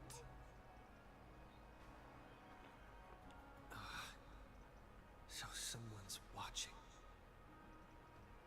Oh. Can't let our guard down for a second. Let's use taking a bath as an excuse to find a quiet corner to update Madame Herta and Screwlum on our progress. We can also check out what's happening in the city. Since the outcome of the meeting was just announced, people must be gossiping. We can kill 3 birds with 1 stone. Let's go.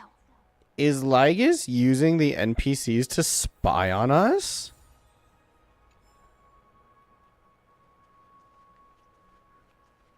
That is so meta. I love it. Oh, so many people. The holy city is so lively.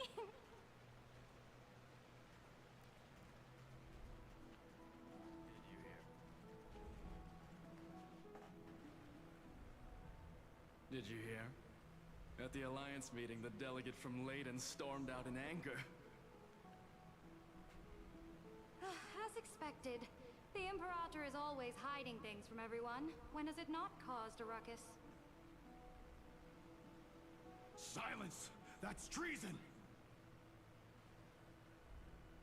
If it weren't for the Great Imperator, you'd have sunk into the lake with those corrupt elders already. And you wouldn't even be alive to speak like this.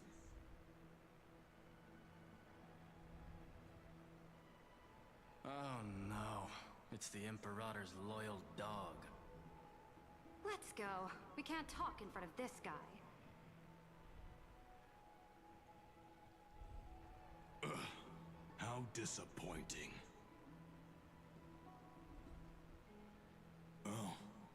Honored guests, we meet again. Looks like I'm not the only one who came to the baths to unwind after the meeting. Who is this guy? Campaign, please make sure to rest well. I am Dux Fragoris, a trusted officer of the great Imperator, willing to fight alongside the Deliverer in the coming battles. Another war? Ever since the Imperator took control of Akuma, we haven't had a day of peace. Idle chatter. The atmosphere is a bit tense, with rumors flying around the city. You must be troubled. My apologies. After every Alliance meeting, there are always some pests in the city who get restless. I prefer to ignore them. Pests on the ground don't affect the sky in the slightest. They just complain from the shadows that the sun's light is too harsh. Besides, the Theoros has already promised the Imperator her fate. And these clowns will eventually realize their foolishness. May I ask, who is this Theoros? Lygus. The Imperator has ordered us to keep his lordship's whereabouts a secret. Ah, so it's his lordship. Stop trying to get things out of me. Leave me alone. I didn't even need to try. Big and strong Dux Fragoris really can't hide anything. Theoros. What an ominous name. Bad news. He's been staring at us the whole time. Let's move to another place for now. We don't know how much Saridra has concealed from us. In the worst case scenario, we may have to face more than one enemy. What do you mean? What do you mean? Like who? Hello, Seneca. Alliance meeting? More like a cage where creatures with golden blood claw at each other. And Flame Crowned, who ends wars? Clearly a tyrant who doesn't deserve such a title. You're absolutely right.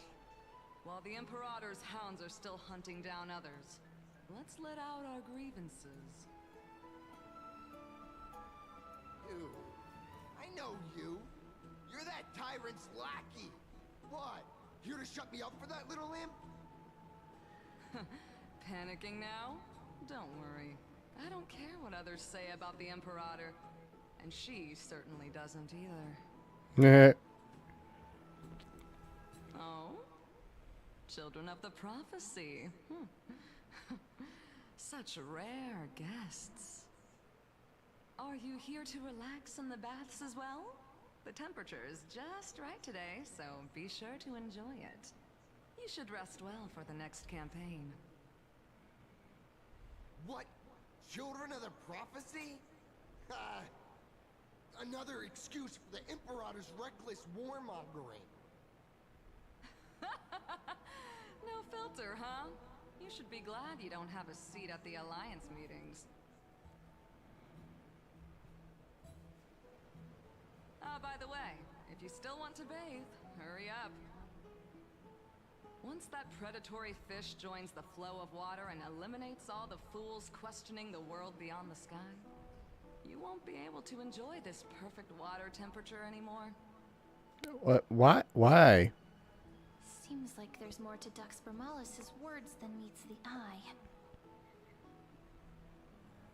But would the Imperator actually kill those who question the world beyond the sky?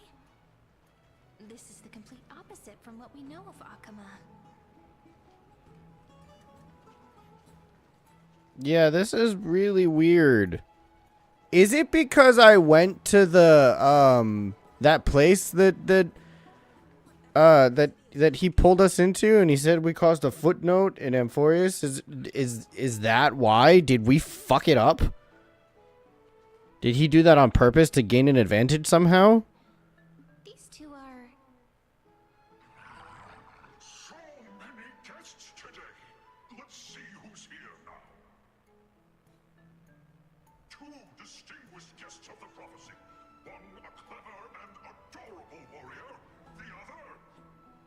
Also quite heroic.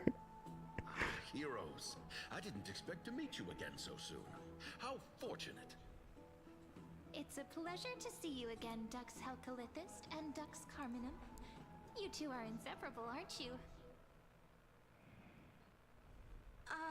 This is... She wants to find someone to help with research for her new work. I'm the far-seeing eye and all-hearing ear of Akuma. I see and hear every single thing that happens in the streets and alleys of this place. I'm the perfect partner for research. All you do is gossip. Enough small talk. Here's the latest news from Akuma, as you requested. The children of the prophecy arrived in the holy city, and the Imperator unilaterally stripped away military power. The Alliance meeting ended in discord, and there may be bloody upheaval. That isn't fully correct. As expected. I get the feeling you might have embellished a bit to keep people's attention. That. You do that all the time, man. I would never do such a thing. You do it all the time. You wish to quell this terrifying news. Perhaps a more explosive topic would help. Never mind. While the influence of rumors can be minimized, the fact remains that the great Imperator did swiftly consolidate military power in an almost threatening way. It's undeniable. Heroes, I know the Imperator's way of doing things may seem a bit autocratic to outsiders, but soon you will witness her blade dance with enemies on the battlefield. Blade? Comment on the source of her loyalty. Oh. When that blade is drawn, you too, as bright as you are, will surely see the deep thoughts beneath her exterior. The Imperator's blade. Is he talking about Miss Hycelens? I sense some unease in Dux Helcolithist's words. It seems the Imperator and Miss Hycelens share a much deeper bond than the others do. Maybe they're like sisters or something. Not actual sisters, but... Ears everywhere. Is there any place where we can have some privacy? Maybe my room? To understand the Imperator's secrets, we have to get past Miss Hycelens. So we need to befriend Miss Hycelens and then get close to Seridra through her. Okay. I can do that. This place was your original bath chamber. Perfect for avoiding prying eyes. I wonder if anyone is using it now. Huh? The smell is... Wait, don't go in yet. Why? What? Who's there? Oh. Hycelens is in here. Uh-oh. The little gray fry and pink sea hair. Little sea hair? You barged into here without warning. Was it an accident, or did you wish to bathe with me? Oh my god, Hycelens. We have just met. Oof. Spicy. Why are you here? I didn't see anything. What are you doing here? Is that so? That your eyes shine brighter than pearls? Sorry, we didn't mean to disturb your bath. We'll leave now. It's no big deal. There's no need to panic. This is the natural state for me. People on land force themselves to wear clothes, adding unnecessary constraints. Forget it. If Dux Goldweaver heard that, she'd scold me again. All right. Please make yourselves comfortable and wait a moment. Let me first wash off the blood of the hunt, and then I'll attend to you two. The hunt? Blood?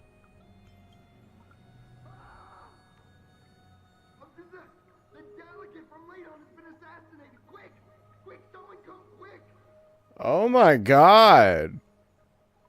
Ah, the broken crab shell surfaces. I was worried it had been washed away by the current. It was you, wasn't it? I'll inform the guards. You're a vicious fish. Viciousness is a form of praise to the blade. I see. No wonder there was a faint smell of rust in the air before I even entered. Why? Is it because the Laydonians refused to contribute troops to the Flame Chase journey? Or just because they offended the Imperator? Because the new era of the Flame Chase doesn't tolerate stagnant blood. For the ignorant masses who cling to outdated laws, only bloodletting can wake them up. Right now, the rebel forces on the frontier are rising, and Layden has been secretly supporting them. They loudly chant the slogan, "Return to the Era Chrysia," unwilling to relinquish military power. They're just building momentum for the rebellion. Fair enough. I reserve judgment on this. It seems a bit too extreme for me to accept. I reserve judgment on this. Thinking is a right given to citizens by the Imperator. I won't interfere with your thoughts. As long as you don't try to reverse the current of the times, you and I will both be free. But, Miss Hysealans, I can't even hear the slightest hint of joy in your words. Because I've already tasted ultimate freedom. Long, long ago, I lived in the sea. In that lightless abyss, far beyond civilization's reach, the great fish consumed the small. And when the great fish perished, their bodies became sustenance for the newborn, nourishing the whole ocean.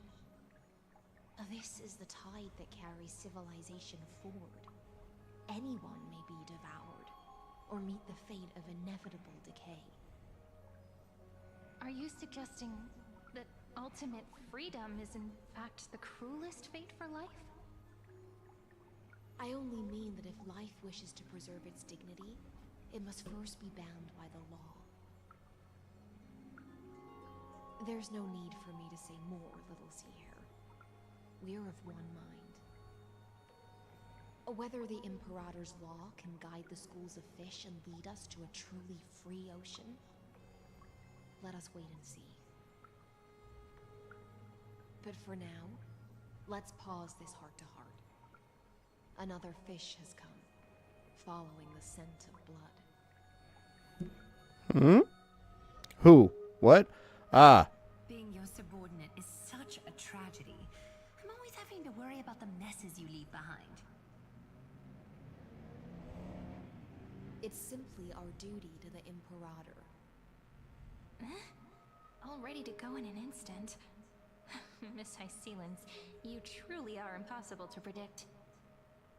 Yet you, a golden trout who's always busy all day, suddenly have the time to visit me? Do you think I wanted to come?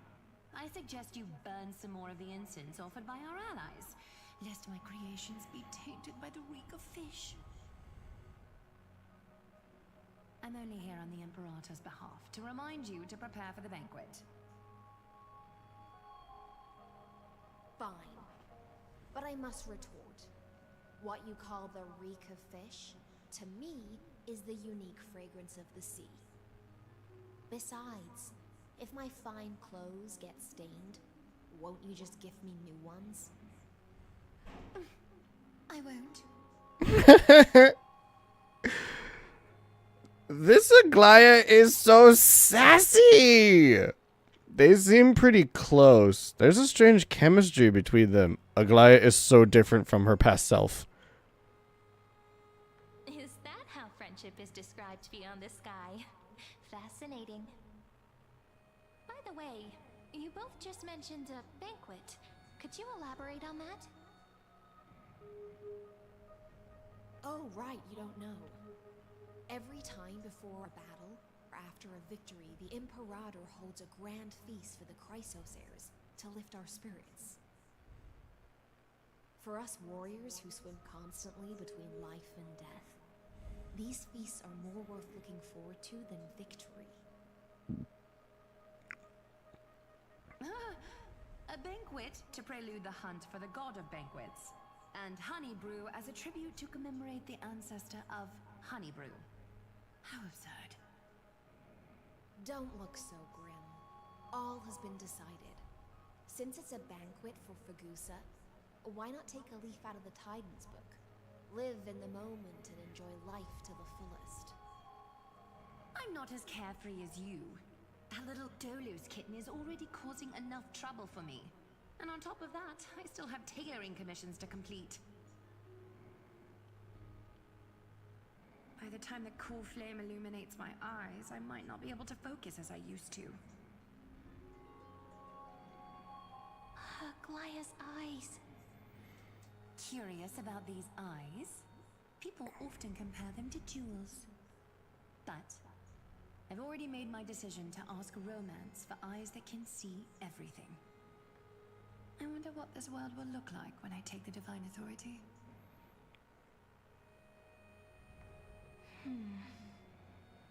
In the future, you will still be the finest weaver in the world. But you won't actually be able to see anything. So a prophecy from the three. I mean, you'll see everything, but you won't It's see. even more accurate than a prophecy. After all, he has already witnessed it, right?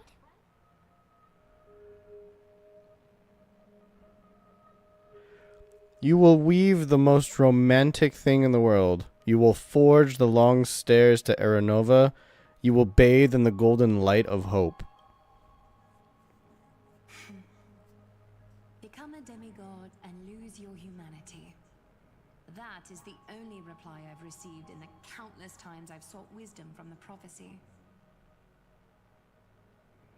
But Destiny's fragments are like stitches. Before they're threaded into splendid garments, no one can see their true charm, can they?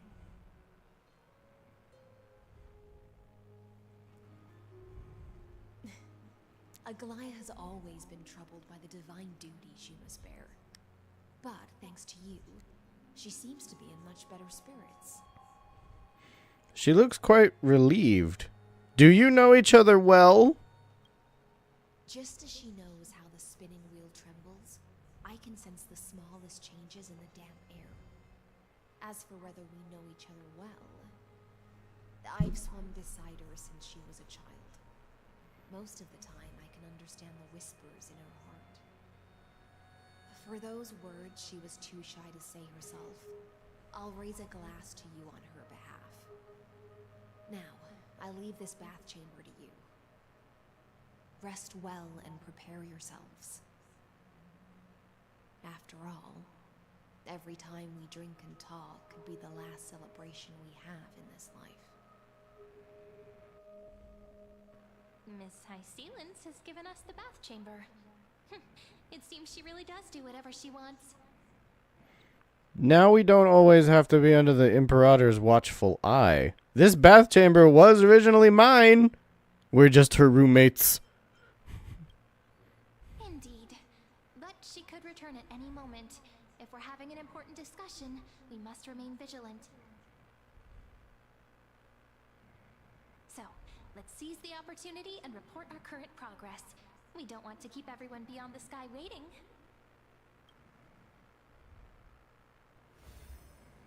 Hi, Herta. First, while that little empress with a candle stuck on her head didn't explicitly say it, she firmly rejected your request to take over the law. Fair enough. Second, Lygus is indeed in this timeline. But since he's somehow connected to that little empress, you have no way to find him. As expected. The road ahead will be long and difficult. I haven't even said anything, and you already know everything? Next time, don't steal my lines. The road ahead will be long and difficult. It's all just a guess. Yeah. Made some progress here too, but nothing to get too excited about. Our time is short, so let me summarize. Concerning the origin of that Intellitron, the firewall he created uses Catorzane algebraic expressions. But ever since Aiden invented the 9-worded formula, this kind of mathematical logic no longer exists in the cosmos. Oh. Lygus is definitely connected to Genius Society, so stay alert. Oh. What? What? How old is he? Maybe he's the creation of some genius. Could he be related to the Emperor? What if he's the thinking unit of Noose?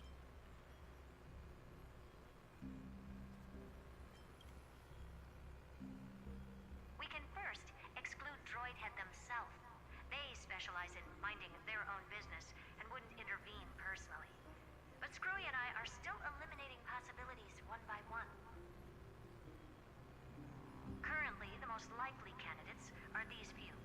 The Lord of Silence, Acha. Oh, the 2 Ruperts are also possible.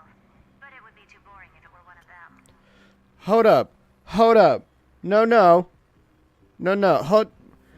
It cannot be.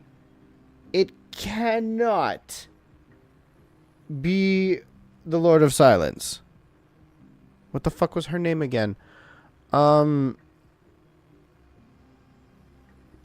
It can't be Polka. There's no way. She does it all herself. She wouldn't need to create him for any reason. We barely know anything about Acha, so maybe this is like the first time I've read about them a couple times. I'm pretty sure they're in the lore on a couple things in the simulated universe, but I don't know anything about them or what they've like created. The 2 Ruberts are also possible. It would be too boring if it were one of them. It's most likely going. I think it might be Acha since they're mentioning them specifically, or it could be someone else. I don't know. But him being involved with the geniuses, jeez.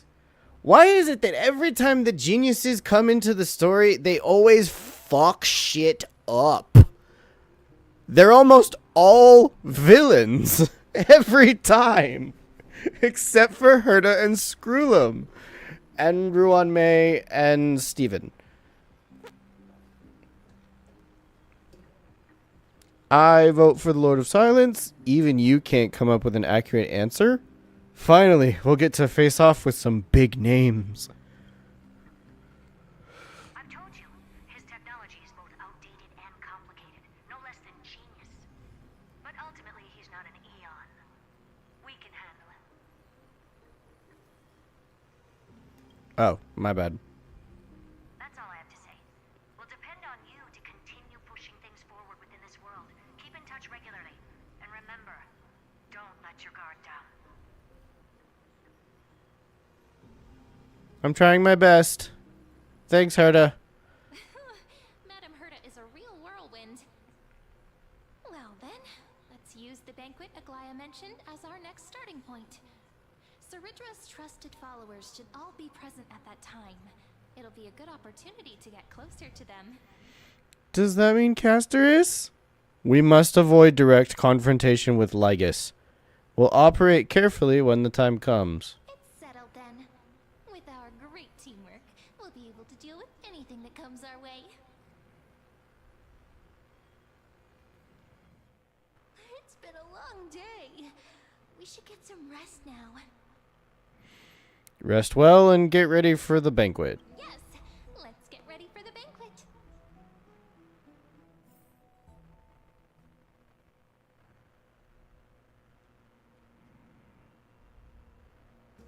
Look, the venue's right ahead. What are we at the Grove of Epiphany? Yeah, why are we at the Grove of Epiphany?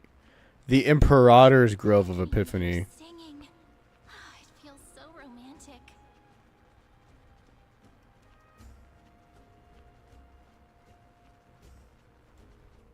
Honored guests, wait here for a moment. You must surrender any personal belongings you have on you before entering the venue. Okay. This hero always brings down the vibe whenever he shows up. The Imperator's elevated position means she must always remain meticulous and careful. Please do as I say, guests. It would avoid any unnecessary misunderstandings. I get that you don't want people to bring outside food into the banquet, but is it really necessary to confiscate the books and quill pens? Even a quill pen can become a deadly weapon in the right hands. I'm asking for all your items. All, Miss Cyrene. Your belongings will remain safe. They will be looked after appropriately by dedicated staff. They better. Looked after appropriately? Dedicated staff? Talk about a vague choice of words.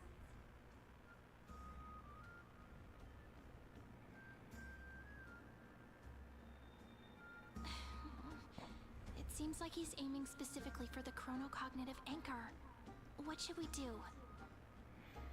Go with their plan and hand it to him? What does your gut tell you? Not good. This is a trap. True. I had a feeling it would come to this, but I didn't expect such a direct demand. But listen, why don't we go with their plan and hand over the chronocognitive anchor to be looked after? Terrible idea. After all, if the little Imperator is paying this much attention to you, she probably already knows all about our whispered conversation with the geniuses. I can pretty much guess what'll happen next. But, think about it. That's actually gonna be our shortcut. I understand. I'm gonna trust your gut feeling. I knew it. You and I can practically read each other's minds. This is a terrible idea. Terrible. All right. We'll listen to you. Here you go. Also, please pass on a message to the Imperator from us. She can trust my friend. Anywhere, anytime. Thank you for your cooperation.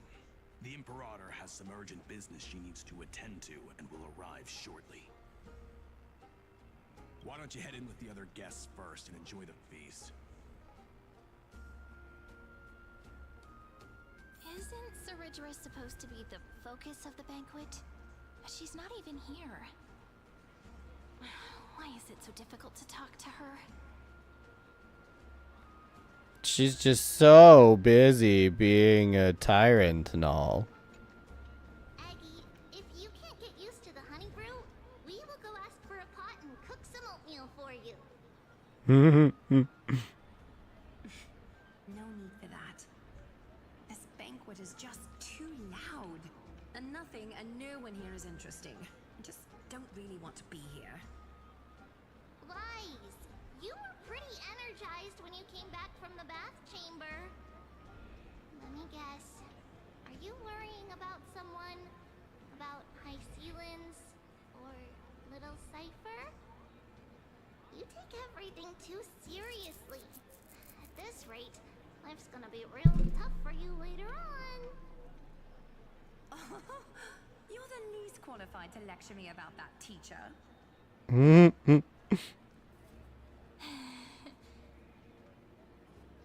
Are you hesitating? Maybe it's better to not disturb them. Dear guests, are you here for us? I mean, are you here for Treevee or Aggie? No. I'm just wondering whether you've seen the Imperator. The Imperator? No, we haven't. Our sovereign has always acted however she pleases. Though she gave us ranks, she'd never tell anyone her whereabouts. Not even High The Sealins? only thing she tolerates are chess pieces. And the sky reflected upon her crown. I see. Why do you two look so distressed?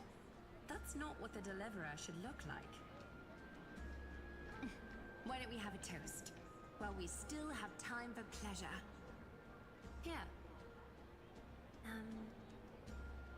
To the destinies and sacrifices of the next millennium. Oh, they put a cup in my hand.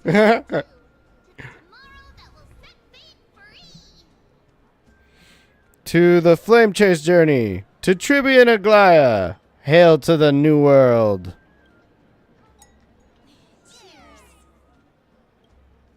Actually, there are so many people, we wouldn't be able to find the Imperator even if she were here. I know. Let's look for seats that are raised up higher than others. Like these two?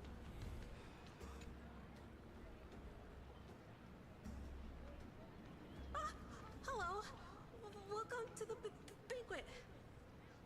Hello to you too. What a lively party. Actually, we've got more urgent matters to attend to.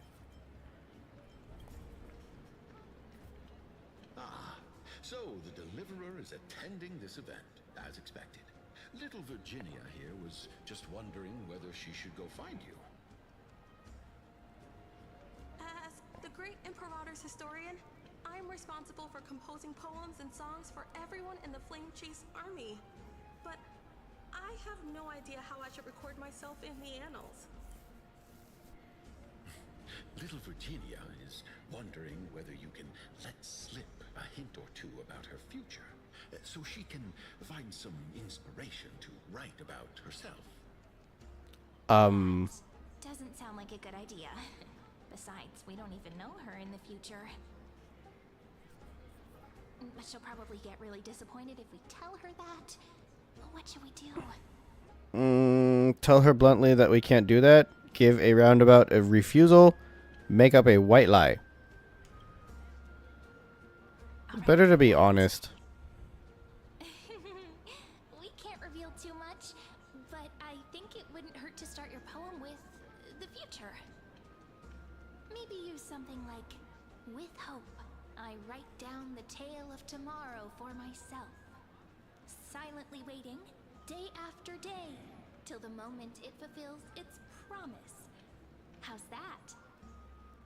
Oh, that's exactly what I'm after. I'm so inspired. Thank you so much. I feel like I can actually finish composing the heroic saga of Flame Chase once we end this campaign. Aw, good for you. Apollonius nodded, showing approval of your answers.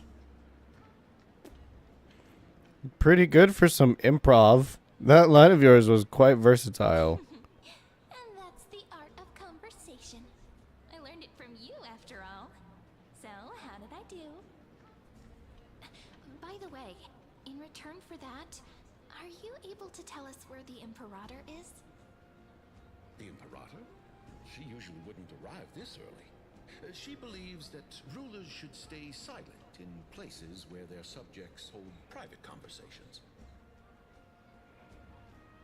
Why don't we have a toast before she arrives?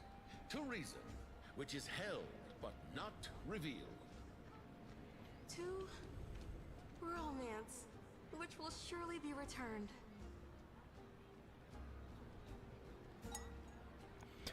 Oh, reason, Anaxa. I always forget about Anaxa. I don't really like him.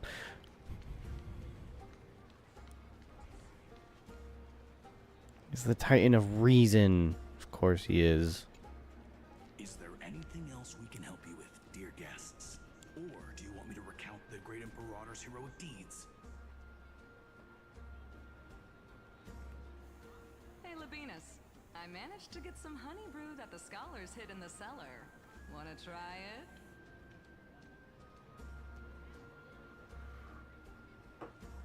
it? Wouldn't this be considered getting drunk on duty? No drinking on the job. I want some too. This banquet has a never-ending flow of honey brew. You're welcome to try it and see whether our drinks are as good as those from beyond the sky. Thank you for the offer, but we're more interested in knowing when the Imperator will be back. The Imperator? Who knows? She's hiding somewhere, thinking up weird ideas again. If you ask me, she's never treated us soldiers properly, even though we put our necks on the line for her. Hey, I can't pretend I didn't hear that, Seneca. Either retract your statement or duel me. Fine by me. Attendant, bring us 10 more jars of honey brew. I'm gonna make sure he can't even stand straight by the end of this. A drinking game. You wish. Be careful you don't get drunk first. Gray fry. A little sea hare. Please come over and share the delicacies of the deep sea with me. Okay. Now that I've talked to everyone else, I can totally do that. Hi, High Sea Lens. How are you enjoying the party? You two have been wandering around the venue as if you have something on your mind. Have the attendants not taken care of you well?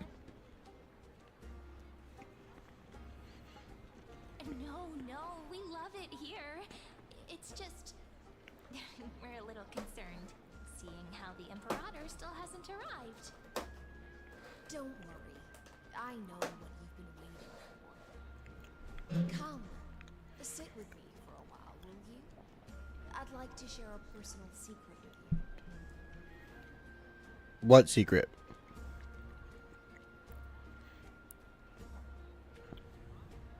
See here? This is Fagusa's dew of divine blood, the sweetest of all the 12 bottles. On the night before such a historical event, I'd like to share this marvelous drink with the Deliverer. Doesn't this count as bringing in outside food? I knew that security check was targeted at us. What's the matter, guests? Oh, we're simply overwhelmed by such an honor. Are you worried that I might have poisoned the dew? Well then, let me prove my innocence. High Sea Lens raises the goblet of honeydew to her lips, deliberately arching her neck so you could watch the liquid's descent down her throat as she swallows. See? It's completely safe. I feel like Miss High Sealens wants to talk to us about something. Why don't we go along with her for now? Then I'll gladly accept it. I want a new cup for myself. Minors shouldn't drink. You're a pretty sharp fish. Worry not. Honeydew's not alcohol. It won't get you drunk. On the contrary, it can make your mind even sharper. The clay cup touches your lips in the blink of an eye. She is indeed the imperial blade of the Imperator and the swiftest swordmaster in Amphorius. Please, have a taste. Would you like some too, little sea air? I can drink it myself.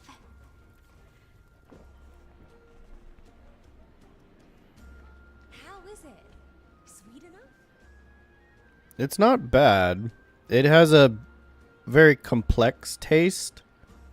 Calm at times, tempestuous at others. That's the taste of the ocean. It'll do you good to understand Fagusa's fickleness before we set off to face their waves. Just like how you're about to understand the secrets within this dew. Now, please turn around. Very, very quietly. Don't make a single noise.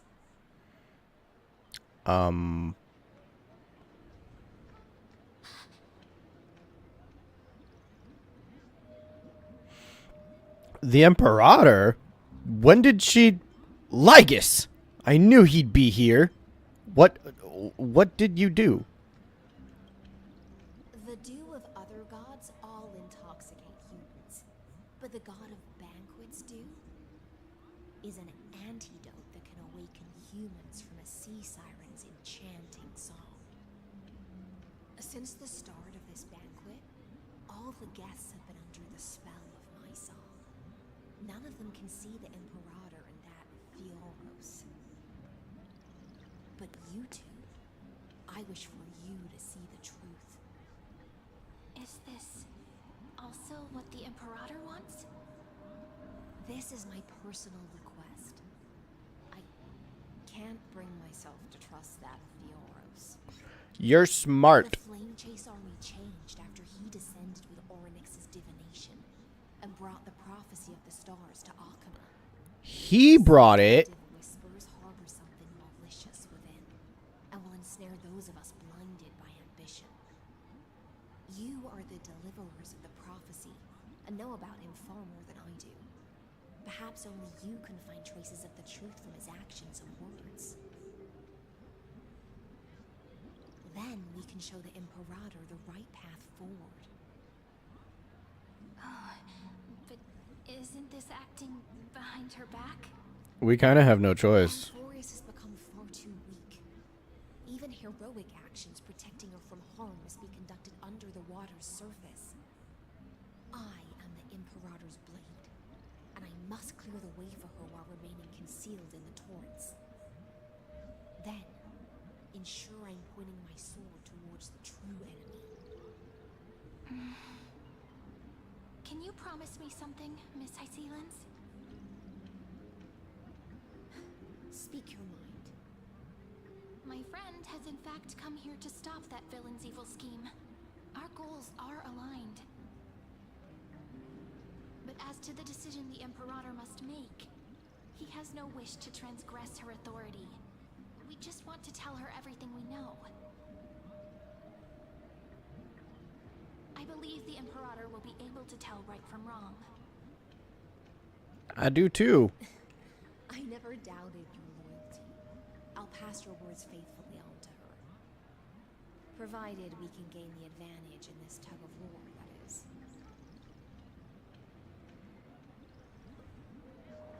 Now, return to the feast. Bring this cup with you and keep your distance. Pretend you are still immersed in the sea siren's fantasia. And I'll control the moisture in the air. That way, you'll be able to listen to sounds from afar as if you were a whale of the depths and hear every word of their conversation. Cool. Victory in this first skirmish. Thanks, Hycelens. Thrilling undercover part of the adventure.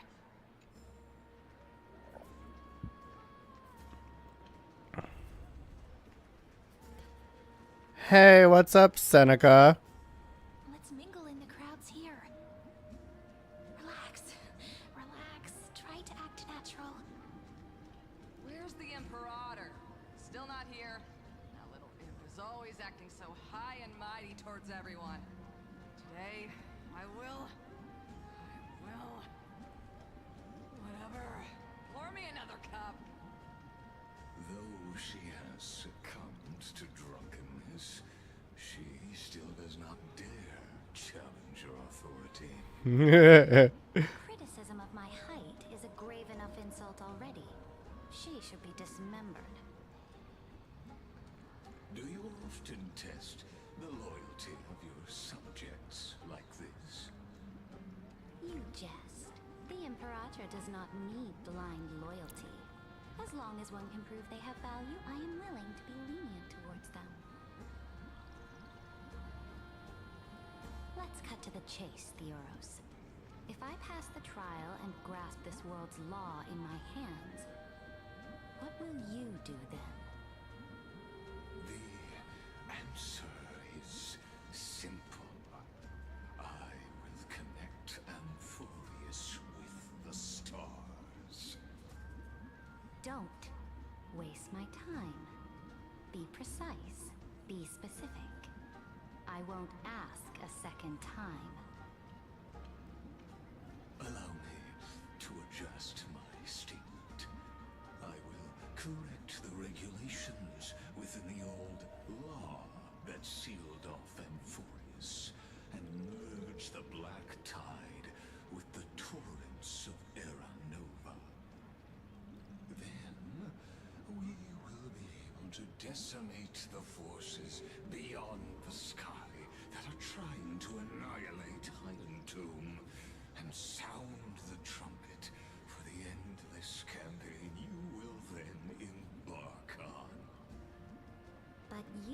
previously said that Iron Tomb is unrivaled in power across the stars. Who would dare to annihilate it? There is a federation of warships named the Cienzo Alliance. Warlike and old-fashioned. A cult named the Genius Society. Loosely organized, but steeped in abject insanity.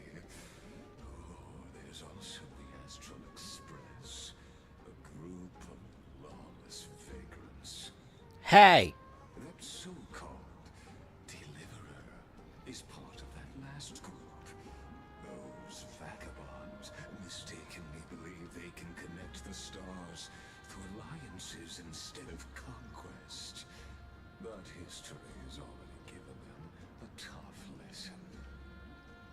There are countless other organizations besides, but when the Lord Ravager sweeps across the cosmos, they will certainly all bow before your empire of destruction. The Achaemenid Alliance is invincible! She's so drunk. If those civilizations are not as feeble as you describe, then they may still have some value in testing the quality of my blade. That being said, even the smallest and weakest city-states should build an obelisk to the Imperator, so that their people can constantly recall the glory of her conquests. Walk a little longer with me, Theoros. I don't like how this is going. Our little Imperator seems fascinated by the destruction. Grapevine, a little sea air? It seems like they're still talking. Get closer. I'll keep carrying their voices to you. Thanks, High Sea Lens. Spying is fun.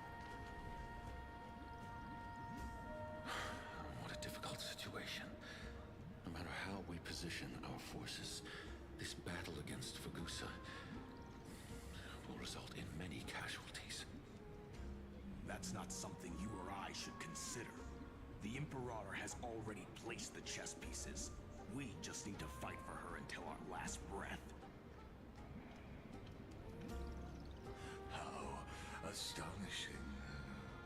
The commanders under you have such different personalities, yet they share the same loyalty.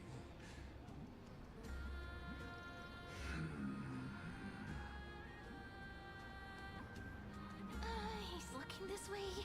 Quick, do something and pretend we can't see them. Gulp down the honeydew in front of you. Chat with the guest next to you. Play a game with Cyrene. So, you have this super duper speedy rotation of destruction into Amphorius. Oh. Huh? Oh, I got it. It's that thing, right? Oh. The one behind the research and development of this golden blood principle is Idonia's manager. Oh dear. Seems like you've met your match, partner. Inspiration right now. And I feel so light. Good for her. My apologies. I was just checking whether everything was fine with those two distinguished guests of yours. And it seems like all is well. Let us continue our previous conversation regarding the soldiers fighting for you. Are they aware of the price they must pay for the trial of law? If I recall correctly, you've already lost a bout against Talanton due to offering insufficient sacrifices. You dare mention my name alongside the word lost? Ooh. My transgression, great Imperator. Watch your words and actions. All you need to know is that my victory in the trial is guaranteed. Even without the trial of law, they've already sworn to give their lives for my conquest. So tell me, if everything happens according to our agreement, how would you recommend I deal with that deliverer?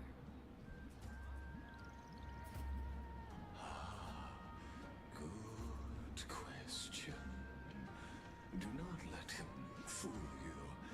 That man from beyond the sky contains a seed of ruin within his body. He must not be allowed to tarnish your glory. Therefore, the wisest decision would be to hand him over to me. You plan to torture him? How?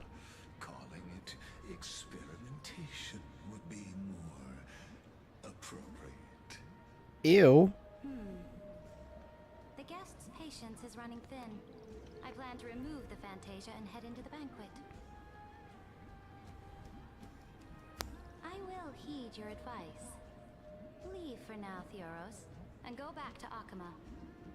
You don't want to confront those two directly either, do you? Indeed. It's a pity that Antikytherans are lightweights when it comes to drinking. Before I leave, I would like to make a toast to your boundless ambition, using my spirit instead of a goblet.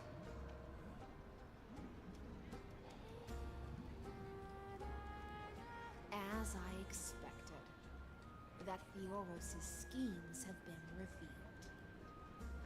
Thank you for your bravery, guests. It's time for me to dispel the Fantasia.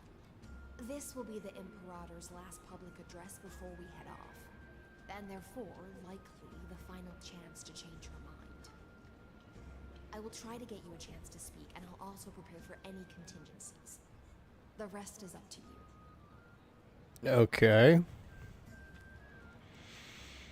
This is not going to end well, is it? My seat? What seat? What?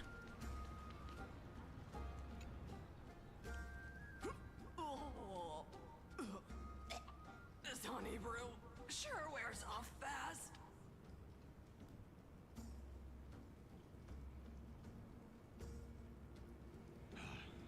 The Imperator! The Imperator has arrived! No need for formalities. I should be apologizing for my tardiness instead.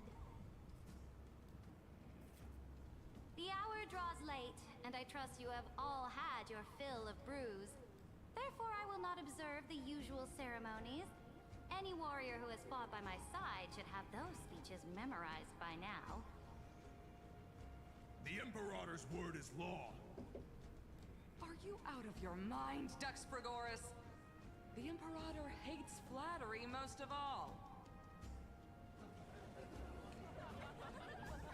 Dumbass. A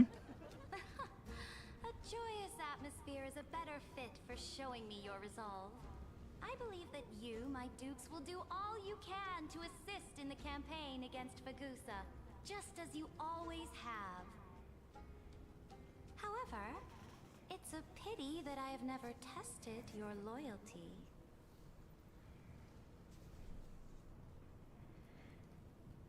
What does she mean? The purpose of tonight's banquet is not to raise our morale, but to establish which allies our alliance can actually trust. And sever the heads of the traitors as a toast to all before we march. Yes, some among us have discarded their vows in order to foment vile conspiracies. Now listen! These traitors are standing right here in broad daylight.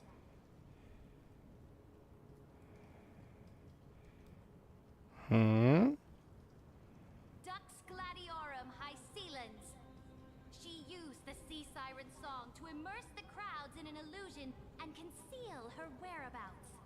She then worked with those from beyond the sky to spy on confidential matters, hoping to rob the core flame by force and harm me, the Imperator. What?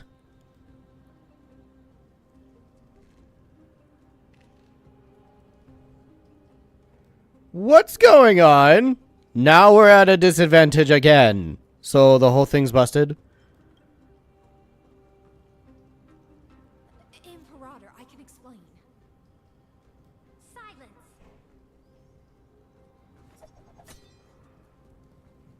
Do you remember who used to own this blade? She met you once, back at the Temple of the Three Fates. It was Kindness, the head of the cleaners. She was the first to draw a blade against the Imperator, and personally made herself an example for my enemies. Under the shade of the olive groves, the people of Akama said they would never bow to me. In the frozen, lethal fog, the people of Idonia said they would never bow to me. At the beginning of the myriad paths, the people of Yanisopolis said they would never bow to me. But now, they all lie silent. They now fear me as they fear the law. For I am Saridra, and I am the Imperator. If you have any last words, say them to the Imperator. Then, face her judgment. After I cross this river, it will be a tragedy for mankind. But if I do not cross, then it will be the end of me. If you are ready, then I'll follow you and fight to the last. Deliverer. We must convince Saridra. We must kill the Imperator. There's no other way. No, we must convince Saridra. That's right, friend. Now, use your identity and add in a bit of experience and charm and testify to the Imperator as we promised.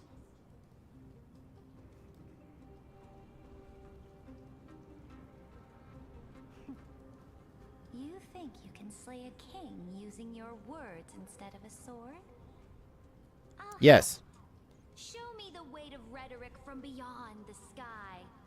Will it weigh heavier than 3 human lives? Let's watch our words carefully. Start with the defiance that lasted 30 million cycles. Start with the fake Era Nova. The prophecy that you know of, the Era Nova, spoken by Kefali, is nothing but a complete lie spun by Lygus. To fight that lie, a young man with the pseudonym of Finan lived through more than 30 million cycles of this world, all to save Amphorius from the end of the destruction. And Cyrene, the young woman standing beside me, also carries an equally heavy destiny. Saridra listens to your words silently.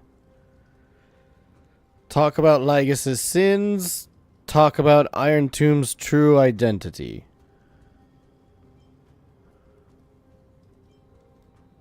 Iron Tomb is the ultimate end of Amphorius' destiny. It is an embodiment of pure horror that walks the path of destruction and can never be tamed. That is the only thing Lygus cares about. As for Amphorius, your glory and campaigns, he doesn't care about any of those. He will most certainly betray you. When that time comes, all of us will be ground to dust by the destruction. Saridra listens to your words and shows no change in emotion. Talk about the Trailblazer's duty. Talk about the Trailblazer's resolve. I have seen many beautiful worlds. Zero chosen by the Trailblaze is to explore, understand, establish, and connect. That will never change. We will continue our journey until we have united the entire cosmos. Therefore, if you choose the way of the destruction, then I'll place your ambitions into the same basket as Lycus and smash them into pieces with my baseball bat. That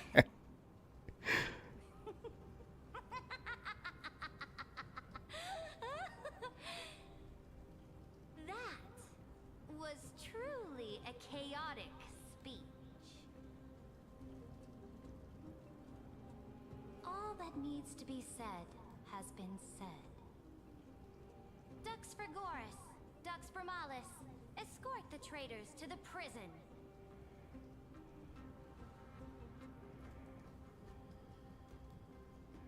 Before the next entry hour, I will give them an end befitting of their betrayal.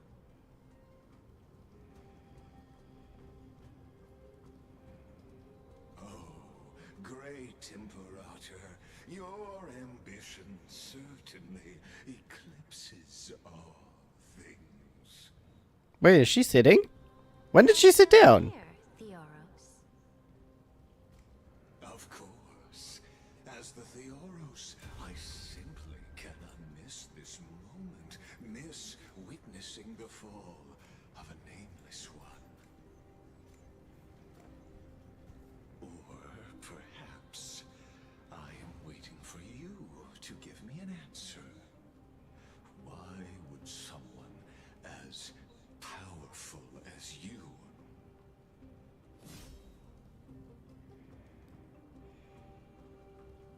use such a clumsy excuse as imprisonment to ensure the Deliverer's safety? Oh, she was always helping us. Okay, this was a trap set by Lygus. Finally tossed aside your act. And she never believed him. Yes! Point out that you are just as impressive an actor. This banquet was always going to be a game of chess.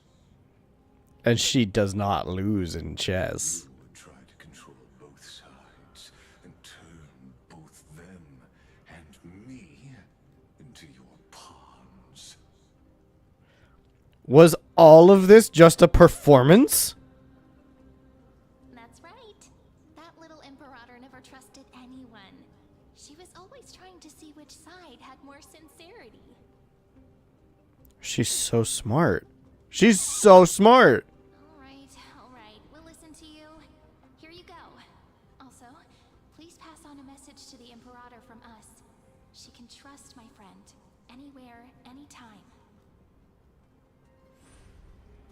But as to the decision the Imperator must make, he has no wish to transgress her authority. We just want to tell her everything we know.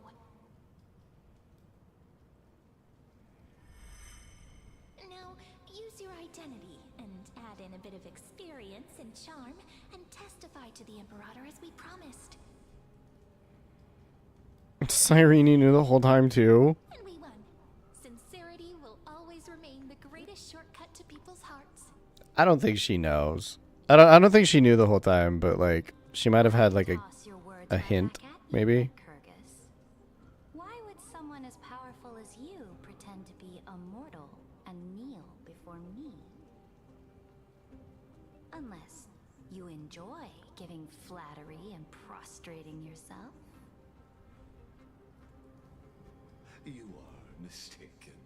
I am only trying to ensure the experiment's autonomy, meticulousness, and perfection, thus avoiding any unexpected outcomes. A forceful intervention will only create larger errors, reduce efficiency, and introduce ugliness. Had you fulfilled your promise of giving the law to me and completing the Aranova, then Amphorius would not have deviated from destiny's course.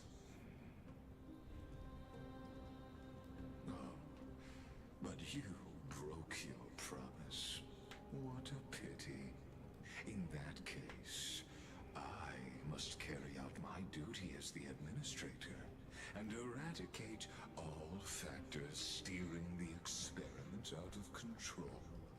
Just try it, bitch. Factors such as you and him. Careful. Careful. What was that voice? Was it Oryx? I found you.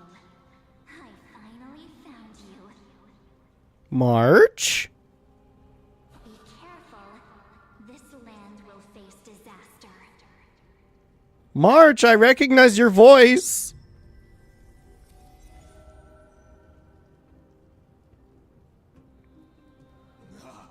The time of judgment is nigh, my lord. The prison I have built for you is now complete.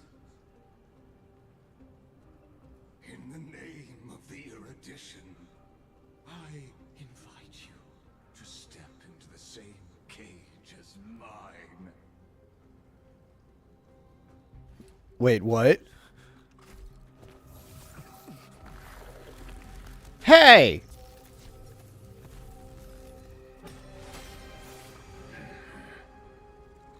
What's the meaning of this, Imperator? I did not permit you to act. A ruler is the only one who can decide their subject's destiny. But, great Imperator, what judges destiny is not the ruler, but gods. Don't forget, my realm only allows for the existence of humanity. Moreover, dealing out extrajudicial punishment equates to defying the law, and the culprit is to be sentenced to death. But you have seen how I can erase life from this world with just a clap of my hands. I fear you are still quite unaware of your current situation. Allow me to reiterate. I am giving you a simple choice. To collaborate or to be destroyed. There is no other way. Ooh, she does not like that word. Shameless behavior. If that were true, you would have killed me long ago. You, in fact, cannot kill me. I guessed it the first time I beheaded you. Because of the law, you cannot be completely destroyed. And the same is true of the Chrysos heirs.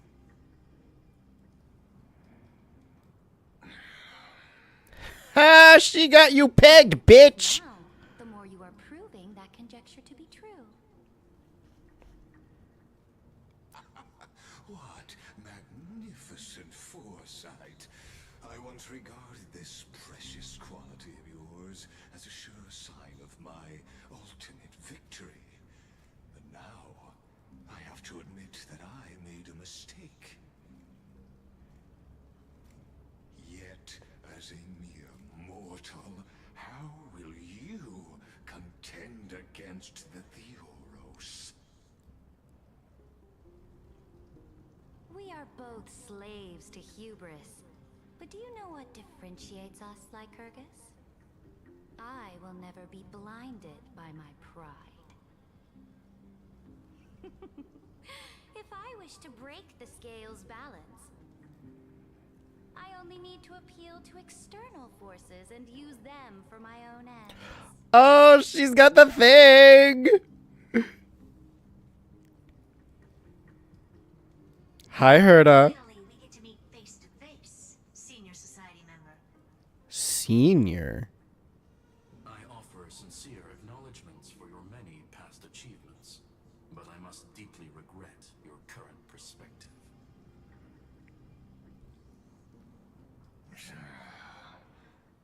Hi, Screwlum. Trust me when I say that you aren't the only one feeling regret right now, Screwlum. How does he know who that is? So you two are the allies from beyond the sky the Deliverer spoke of, and why he demanded the divine authority of law.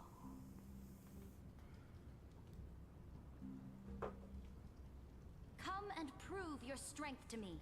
Show me the power of these so-called paths. I have spent much time and effort to secure this treasure from beyond the sky just for this moment. In the name of the Sovereign of Planet Scrulum, your allies have responded to your call, esteemed Imperator. I want to go to Planet Scrulum next. When do we get to go there? Please allow me to spell the situation out for you, Lord Lycus. Permission to read the ultimate protocol is already in my hands. It'll only be a matter of time before we acquire the authority to write and execute commands as well. There's no way the flame chase journey will continue after you've burnt your bridges so thoroughly like this. Do you really think you can still win? Oh, seriously. Don't embarrass the society.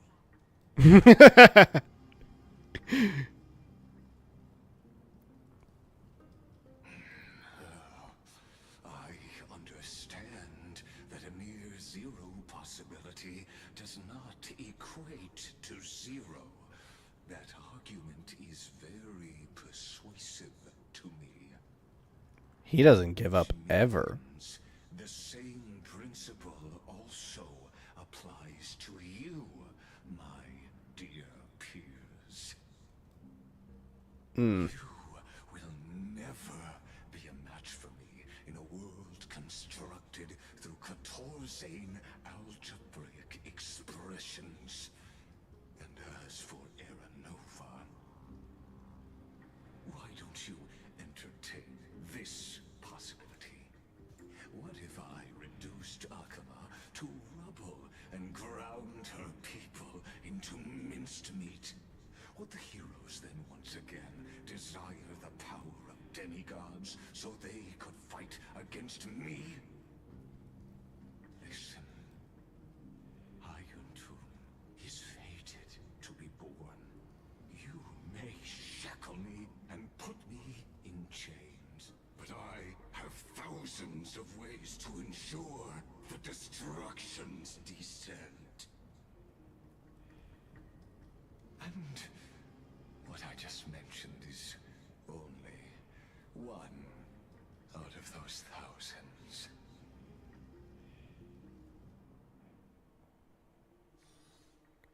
Is it cutting back to me? Yep, there I am. This is the exomyth? That thing. This doesn't feel the same as before. How should I get back? Warning, warning, warning. Warning, warning. Locked onto outlier, Kalis. Executing command. Isolation. Command isolation? Since we parted ways last time, I have modified the exomyth into an audience area exclusive to you. Now, you'll be able to silently wait here for the final act of Amphorius to begin. Get back here so I can punch you. Let me out. Don't make me hurt you. I'm the player, not the audience. We always feel so powerless before fate, don't we? This could, in fact, be a wonderful opportunity for you. From the audience's perspective, you may better observe the workings of the erudition at a macroscopic level. In this place where time flows far slower than within Amphorius, you will witness the end of that world's saga. Slower? What exactly are you after? Where time flows slower than within Amphorius? I'll definitely find a way out of here.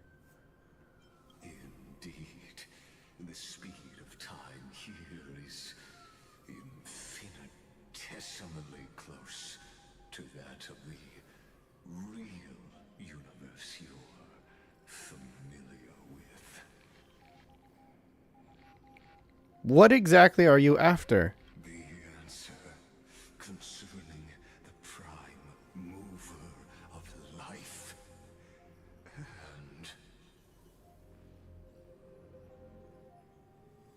the total destruction of the erudition.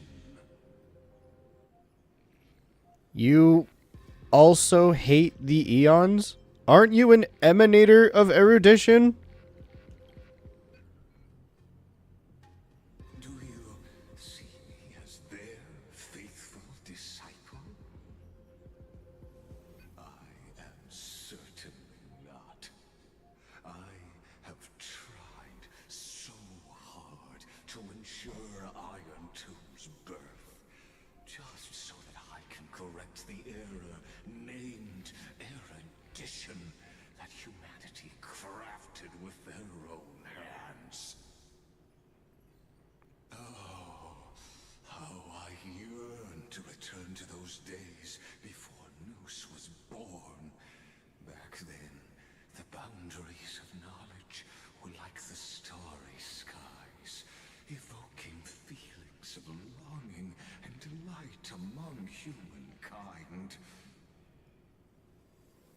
But now, truth has become the sacrificial offering required to gain an audience with them. And the geniuses would say that Noose already knew. That arrogant Eon was born from the primal mobile of humans' desire for knowledge. Yet, they themselves sealed off humanity's capacity to seek enlightenment. I am simply cutting down a tree of doom that we planted ourselves. I must admit that the process of answering your questions has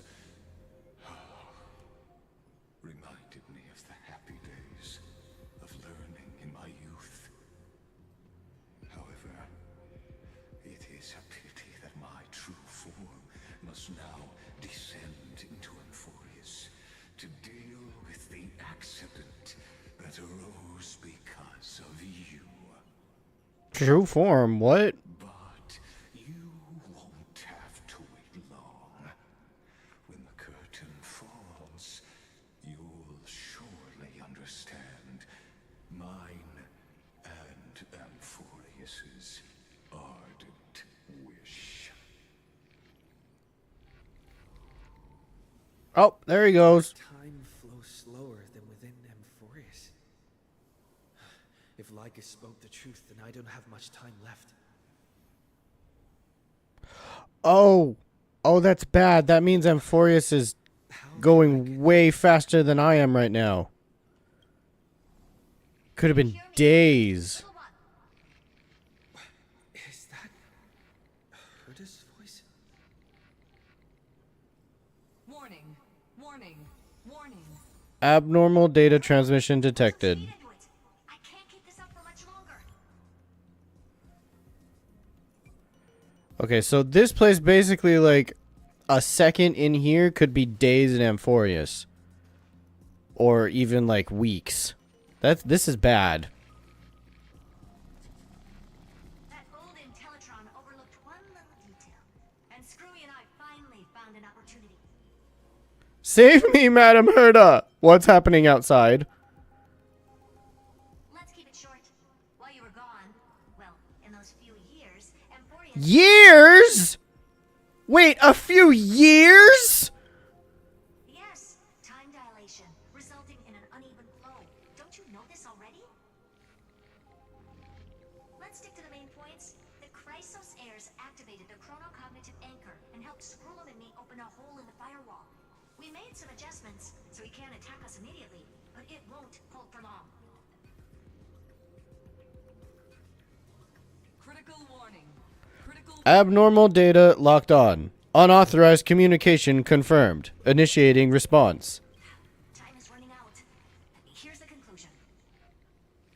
It'll probably take a long time for Screwy and me to completely break this cage before Chrysos heirs have a full grasp of the law.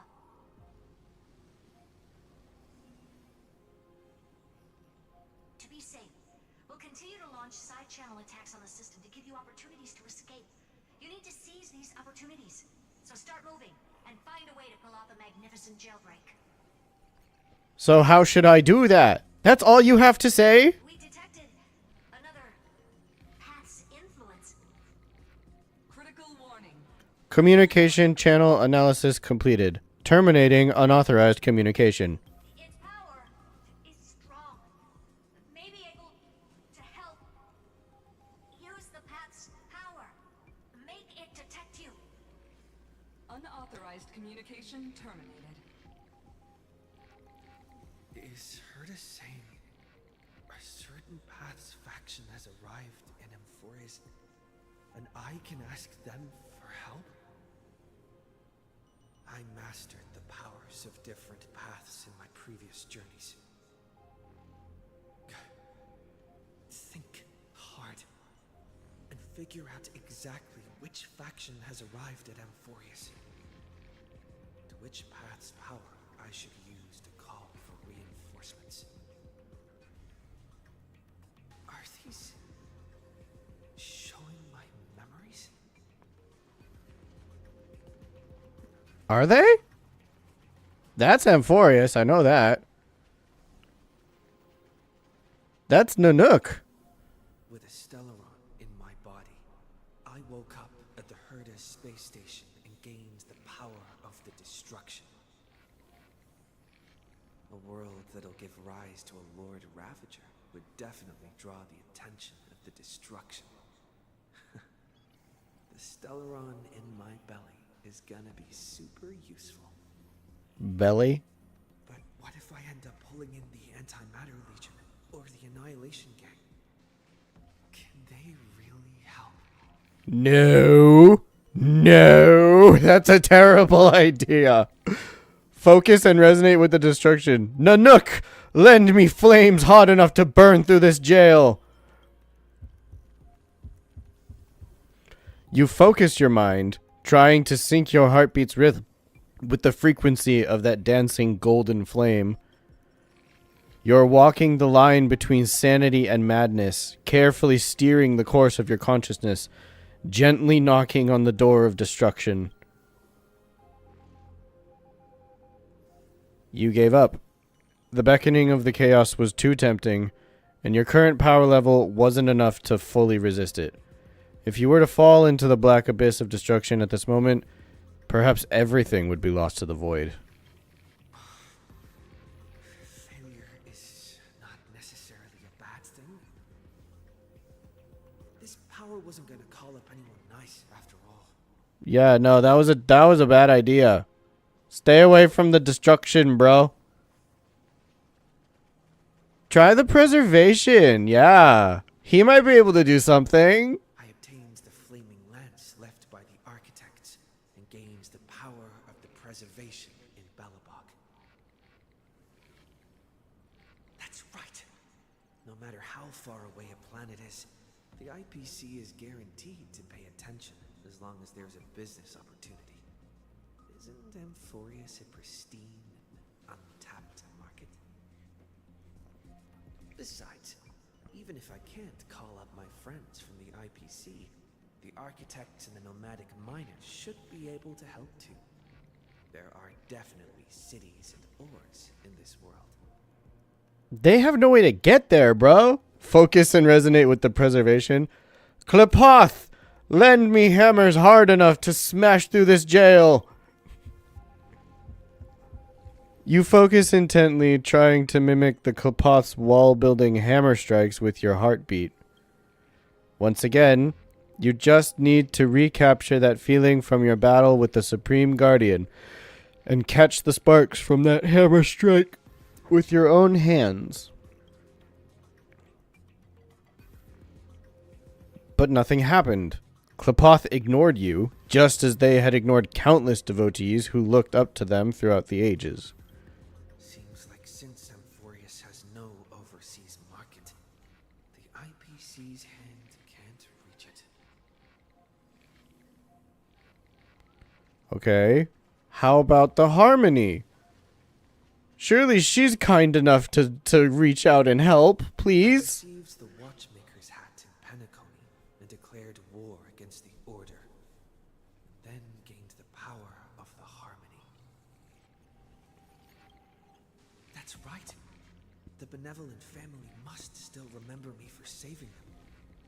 Their music echoes throughout the stars, and they'll definitely want to help. Come, let me put on the deer hat that's been set aside for quite a few chapters. Sing with Clocky. The world is in harmony and the stars shine bright. Focus and resonate with the harmony. Jipe, use your song to guide me out of here.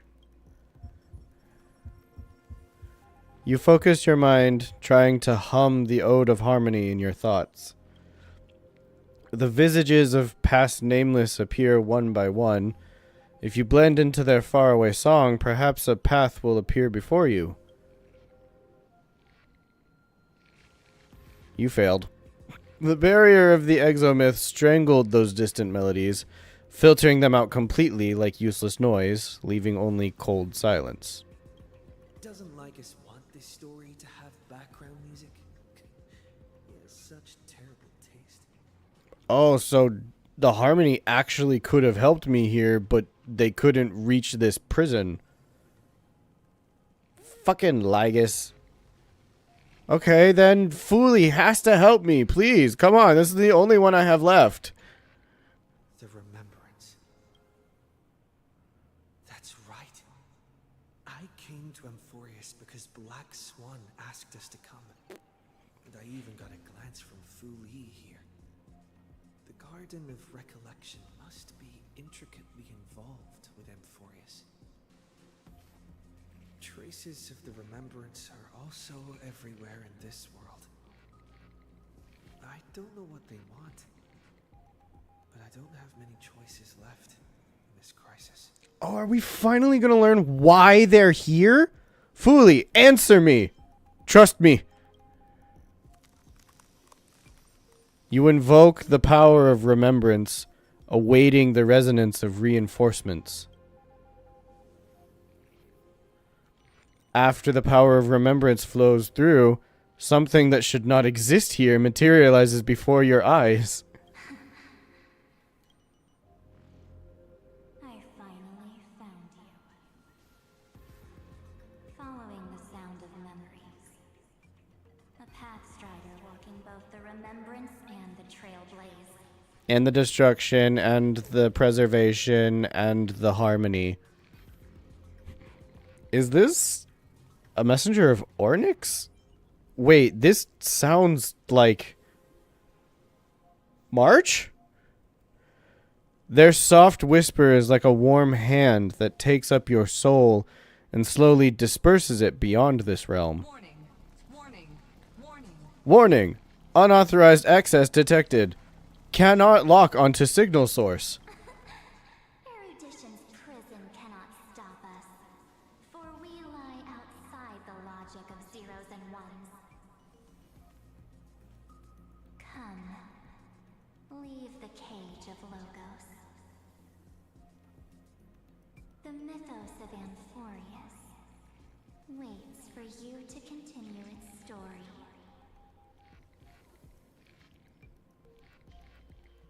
I have so many questions. When that brightest star, that star heralding the dawn, finally rises. A boat, so used to drifting, at long last enters an island's safe embrace. Oh, Pathstrider, we have helped you break free. Thank you. Hurry and set off. The child of remembrance awaits you. March! March! What's she doing here? What are these things? A strange being unlike anything you've seen before, Through its translucent body, you seem to catch many familiar fleeting shadows.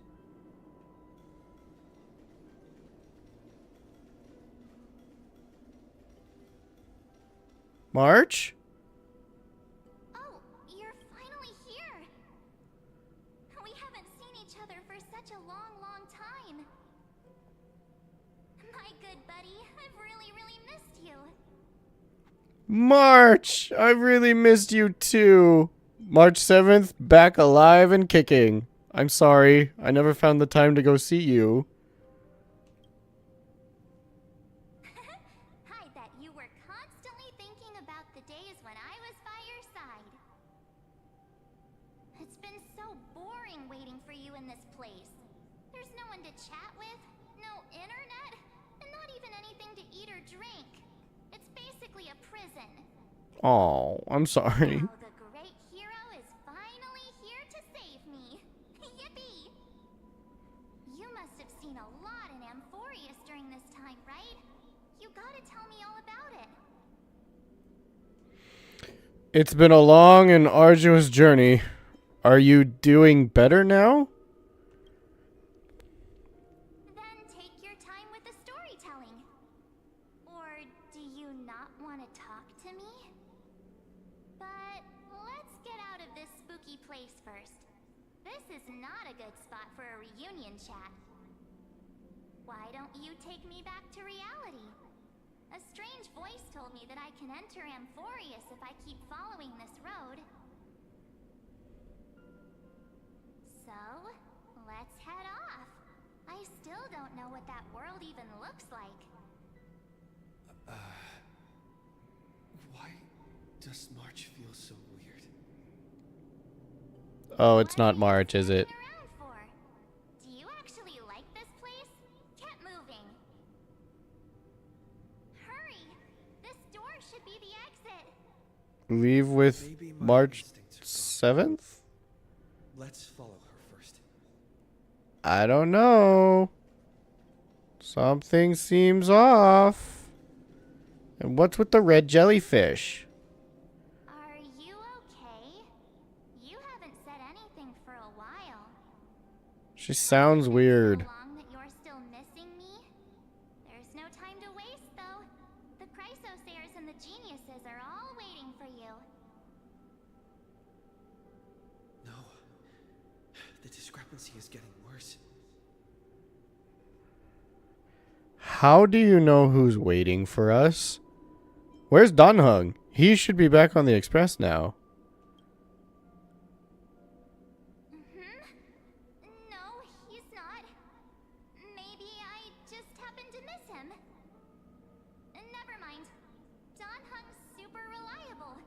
We don't need to worry about him. He's probably waiting for us somewhere. All hail and hearty. No. The geniuses would have made sure that Don Hung made it back on the express. Besides, the March I know wouldn't be so dismissive about her companions. How do you know who's waiting for us? Huh? Isn't Amphorius the world of the Chrysosayers and their hero's journey? I could figure that out in an instant. But Amphorius cannot be observed from the outside. She couldn't possibly know about these things. Unless Don Hung told her. Mm-mm. Something's not right. She's not March 7th. No, she's not. I guess you have something you want to say to me? Then there's no need to feel things out first. With questions. Let's treasure the time we have together and be frank. Who are you?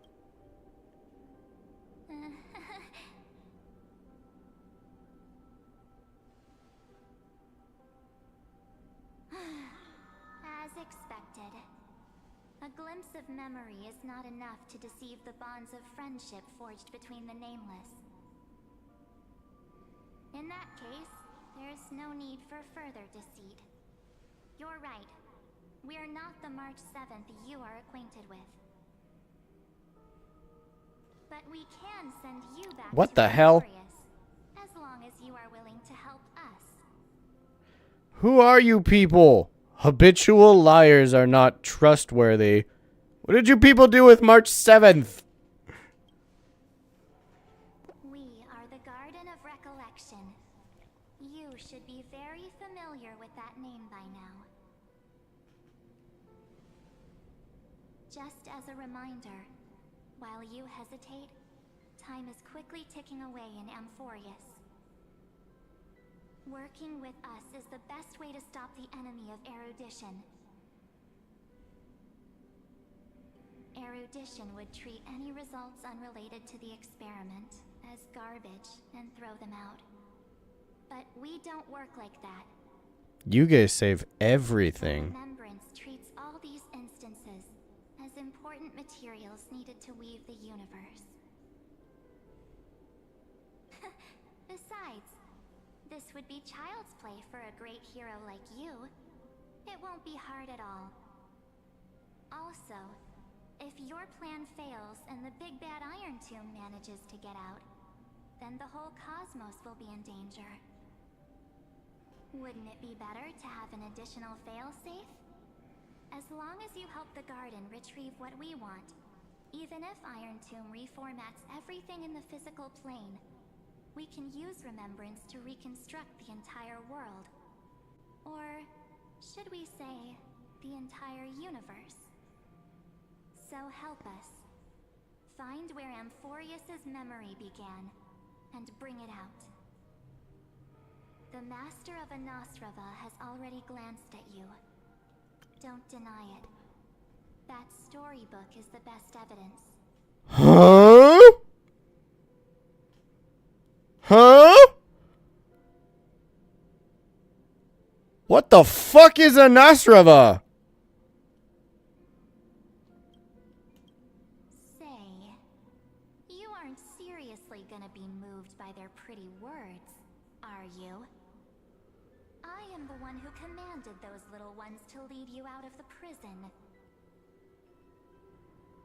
But I didn't expect to attract little gnats trying to take advantage of the situation. While Remembrance can help you return to Amphorius, there's no need for you to do it the way they want you to. Of course, there's also no need for you to make any deal, or pay any price. For you, this is probably a long time no see. My dear. Who are you? Another illusion? I won't be tricked again. There's no need to say anything. I know. You have so many questions swirling around in your memories at this moment. And you feel so helpless. Put them aside. For now, all you need to do is trust me. Or do you need more proof? That won't be hard. Wait, stop it! They're away! I'm gonna keep our first photo, alright? Won't come to pass while we're around. And now, The statue. Is that John Connor's brother? Oh, did you hear that? She just called me, but my future is full of pain. We won't escape from it. These are all March's memories. Hey, are you sure? Maybe a couple of punches will help to jog your memory.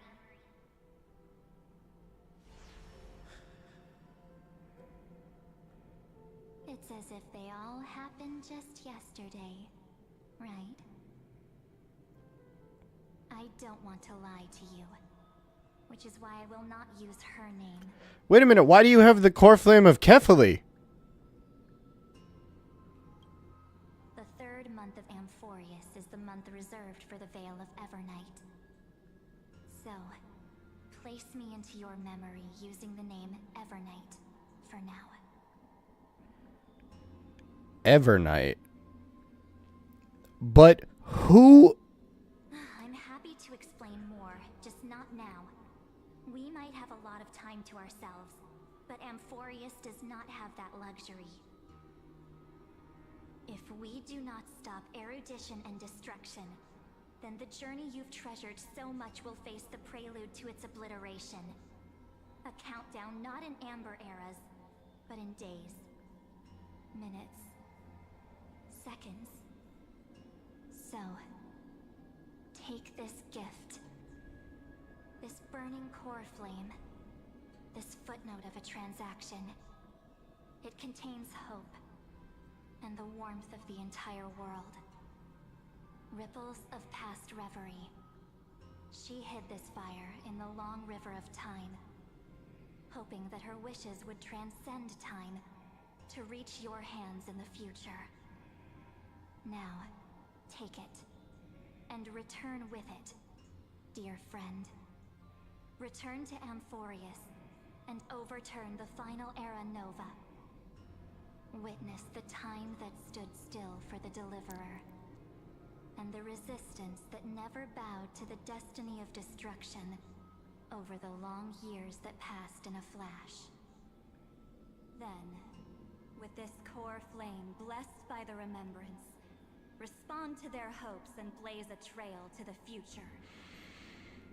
And I will silently watch in a corner of time, waiting for our next encounter. I believe the wait won't be too long. Okay, no, seriously. Who are you? Are you March's real identity? Exactly is happening? Before she lost her memory? Keep going. Keep trailblazing. What the fuck? For Amphorius. For you. And for the March 7th in your memories. Go forth. Let's hope it's not too late. Onward we go. Amphorius needs the Deliverer. I trust in March, even if she no longer looks the same.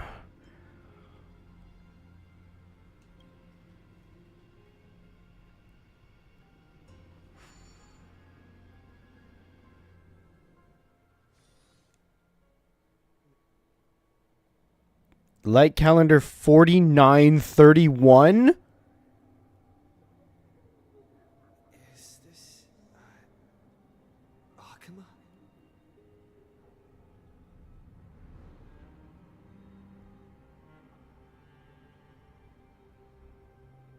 No one's here. And the dawn device is off.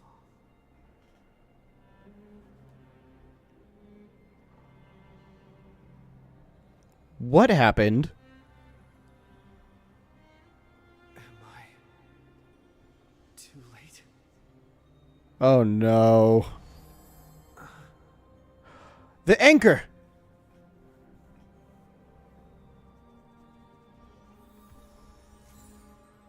I have the core flame of world bearing.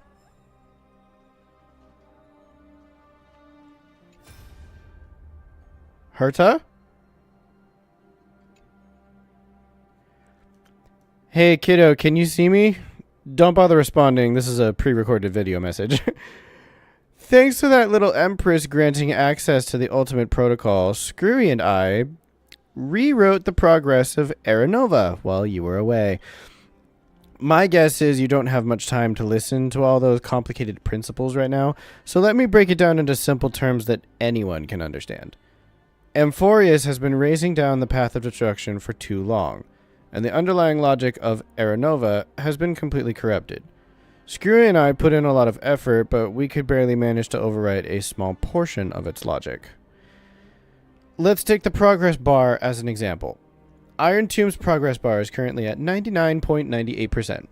And through this rewritten Era Nova, we're confident we can push it back to 96%. Let's be conservative, say 97%. This is a critical matter. The internal structure of the scepter is too unstable, and we don't know what complications might suddenly arise. The most rational course of action is to quickly run another extrapolation to buy the cosmos a bit more time. Once you've dealt with that troubling old Intellitron, don't hesitate and start the next cycle of extrapolation right away. Screwy said that Era Nova isn't a process that happens in an instant, and the protected nodes of the scepter are probably at their most vulnerable only during the reset. Only by initiating this progress first can we seize the opportunity to make our move. It's all up to you now, Deliverer. You want me to do it on purpose now? Oh boy. Chronocognitive anchor? I don't know about this, guys.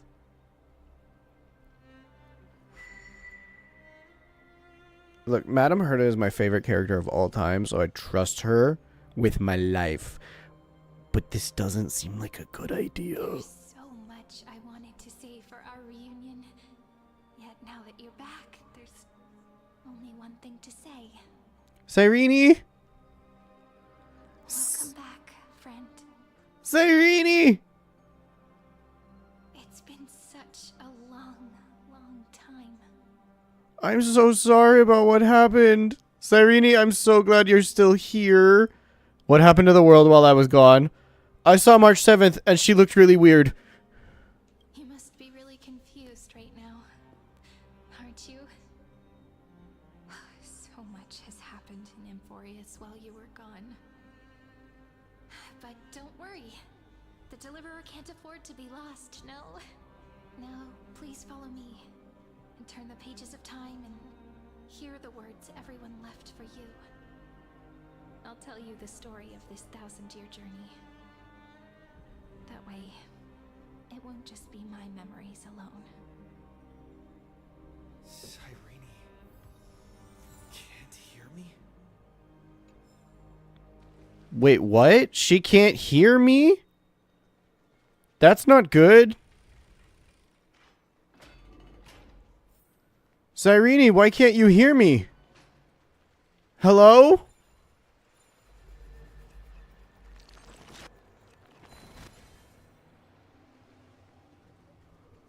Why do I still have the blessings of time?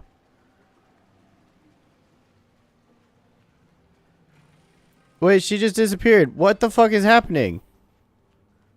Cyrene! The scenery of the past has resurfaced.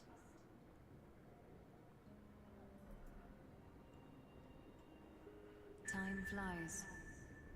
200 years have passed since the Deliverer's fall.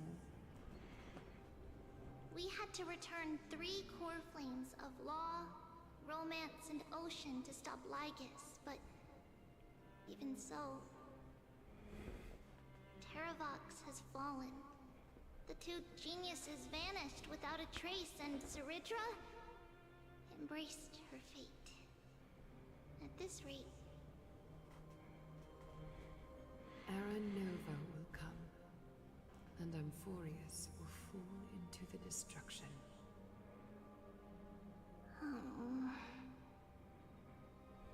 It seems the key to rewriting the end once again lies in the core flame of world bearing.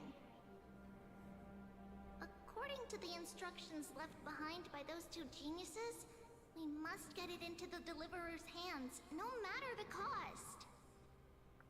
I got it from that Evernight girl. How? We need to find a way to hide the core flame. And we must buy enough time to keep Lygus at bay. About that, Rini might have some good news. She had that dream again last night, but the Titan's voice was clearer than ever this time. She said, "Pass the flame into the future." Is that a prophecy from Orynyx? She chose to side with humanity this time and hide one of her kin's core flame? It seems Emphorius' fate isn't sealed just yet. You're right. History has changed. humans and Titans are both giving their all to keep this world going. Good for you. Perhaps a relay across the ages is finally about to begin somewhere out there. Unfortunately, life will never go smoothly. Leiden's army is already at our gates, and their commander, Good to see you, Cypher. How have you been? Lycurgus, he's right outside Akama. Light calendar 3960. Saridra, under the pretense of a campaign against Vagusa, sacrificed 500 Chrysos heirs to complete the trial of law. This tragedy shook everyone in Amphorius. That same year, Saridra the Imperator was assassinated, after which Aglaya the Goldweaver took command. Thus began humanity's second flame chase journey, a path hanging by a thread. Oh, so Lygus fucking succeeded again? Ugh. Him putting us in that little prison really fucked everything up, didn't it? Okay, so then the only thing to do was Herta and Screwlum had to rewrite Aranova to work backwards instead of forward. The eternal holy city? What part of that eternity ever lived up to its descriptions in poetry?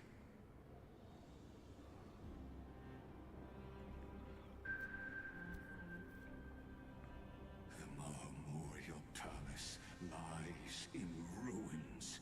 Countless mortals have perished because of your stubborn resistance.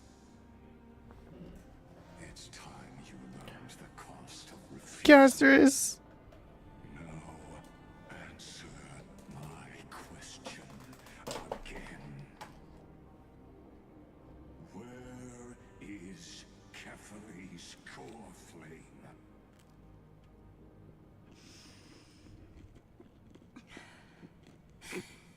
You really think you'll find it by razing the holy city to the ground? From what I see, all you'll get is dust and disappointment. Don't forget, you can't kill the Chrysos heirs mentioned in the prophecy because of law. I have never denied that. Which is why I now place my hope in the faithful citizens of Akama. Perhaps they'll give me what I seek in the echo of your screams. Now then, I'll be cutting open your chests and using your scalding golden blood to baptize the masses. Allow me to apologize in advance. We shall start with you, blind and foolish Lady Goldweaver. Leave this to me, Lady Aglaya. You must get away now.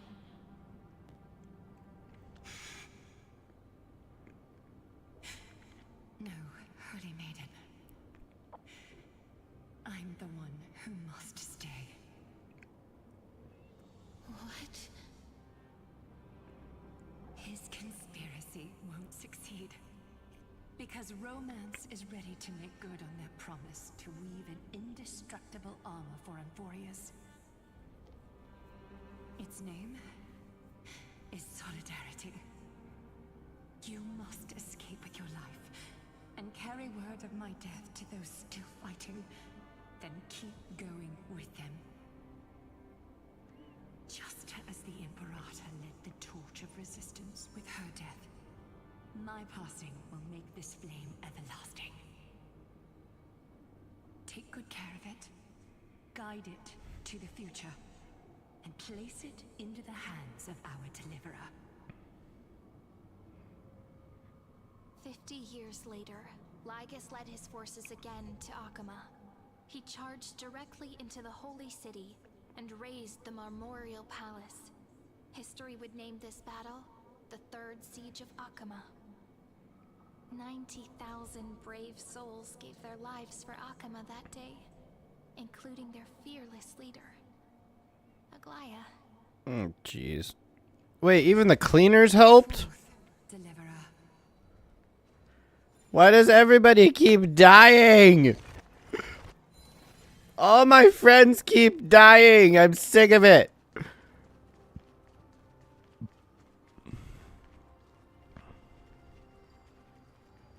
Go. When the frost melts and the snows give way, the flowers will bloom again. You'll find me there. Casterus, I will find you.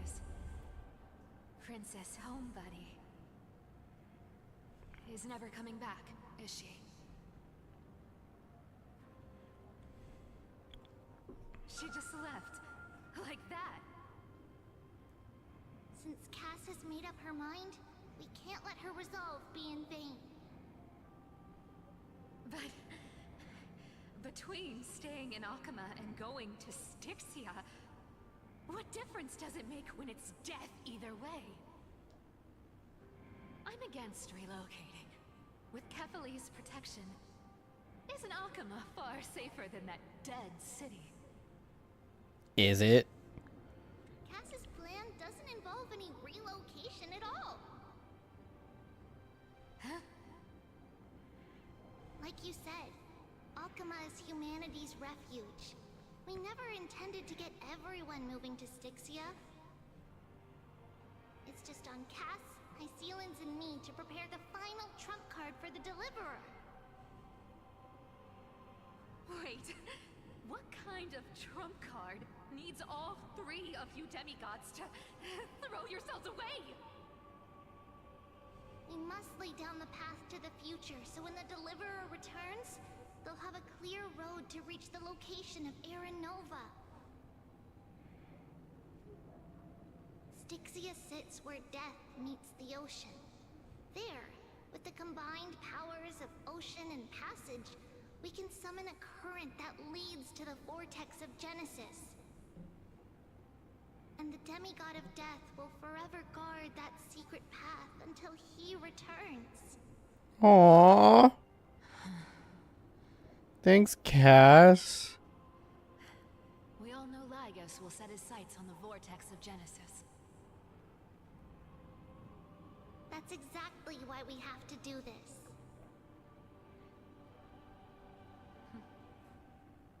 Guess I underestimated Idonia's Maiden of War.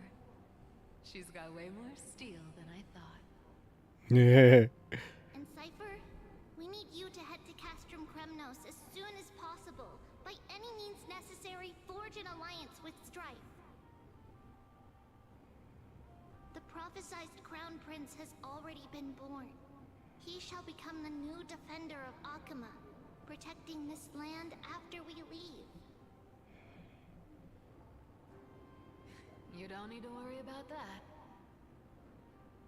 I just came back from Castrum Kremnos. Only a step ahead of the news. Treeby, something's flying towards Akama, and it's really fast. Is it mighty? It's mighty. What is it? It's a spear. It's the Kremnoans. Their king's already here. And he loves to make an entrance.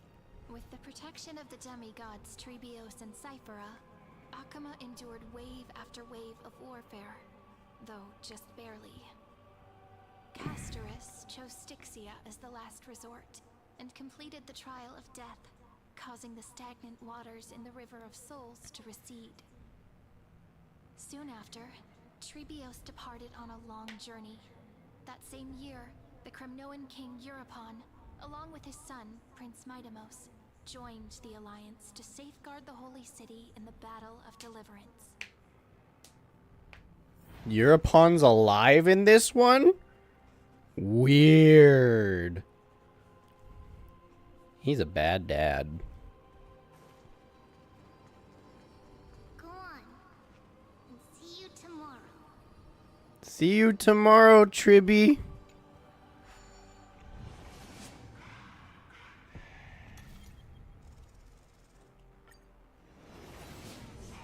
Breaking me apart buys this world even one more second. And so be it.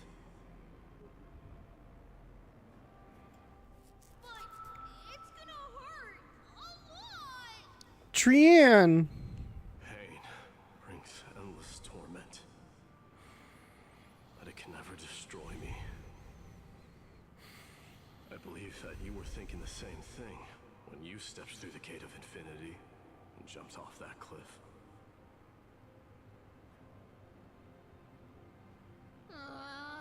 Can't argue with that.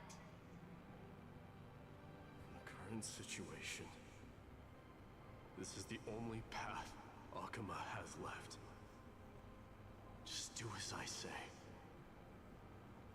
Split my soul into 5 pieces.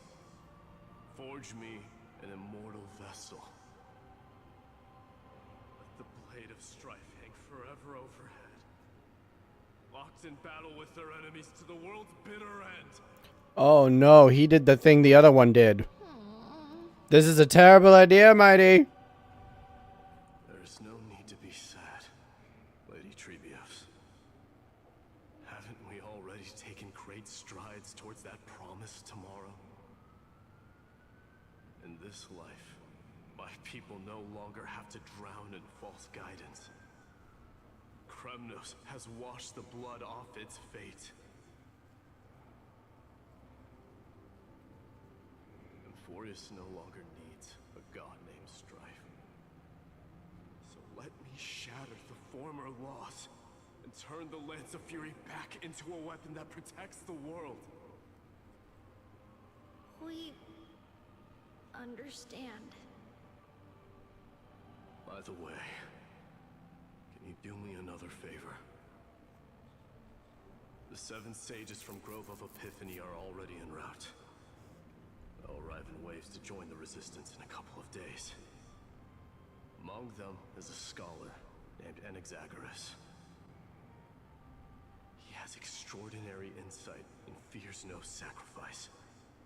This soul-rending ceremony wasn't just my decision. It was his counsel. His wisdom will surely be the backbone of Amphoria's survival.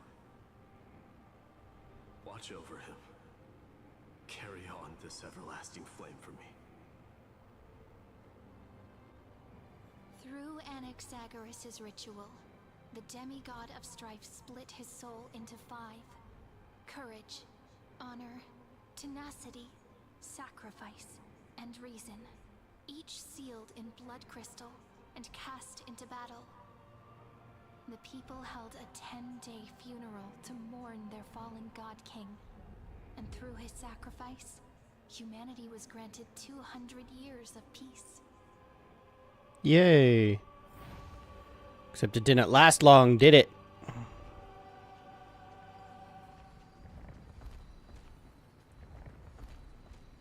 Keep moving forward. My blood will pave the road ahead for you.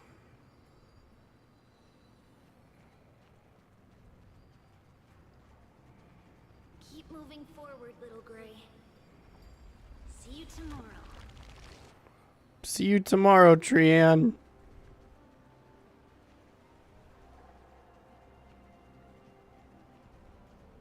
That seamstress wasn't wrong when she said a lie needs more lies to keep it together.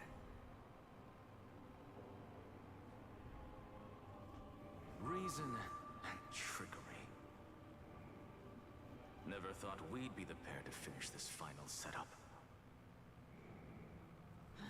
Can't catch that Tin Man without your little slides. Besides, this is our last shot. Not the time to be picky, right? Don't oversimplify it. Lycus just found out Akuma's been an empty shell for the past 50 years. He's bound to be furious. At this rate, he could have done anything. That's exactly what we want. Rage blinds even the brightest minds. Doesn't matter how much of a genius he is. the principle still holds. Once he storms into the council and confronts me head-on. You trigger your alchemy with a boom and turn him into a caged beast. Easier said than done. You still have to pass yourself off as the deliverer without anyone catching on. And you really think a human alchemical array can bind a godlike being? That's just nonsense. What? Getting cold feet? Or you just don't believe in the almighty worth of the demigod of trickery? Just tell me straight. Can you do it or not?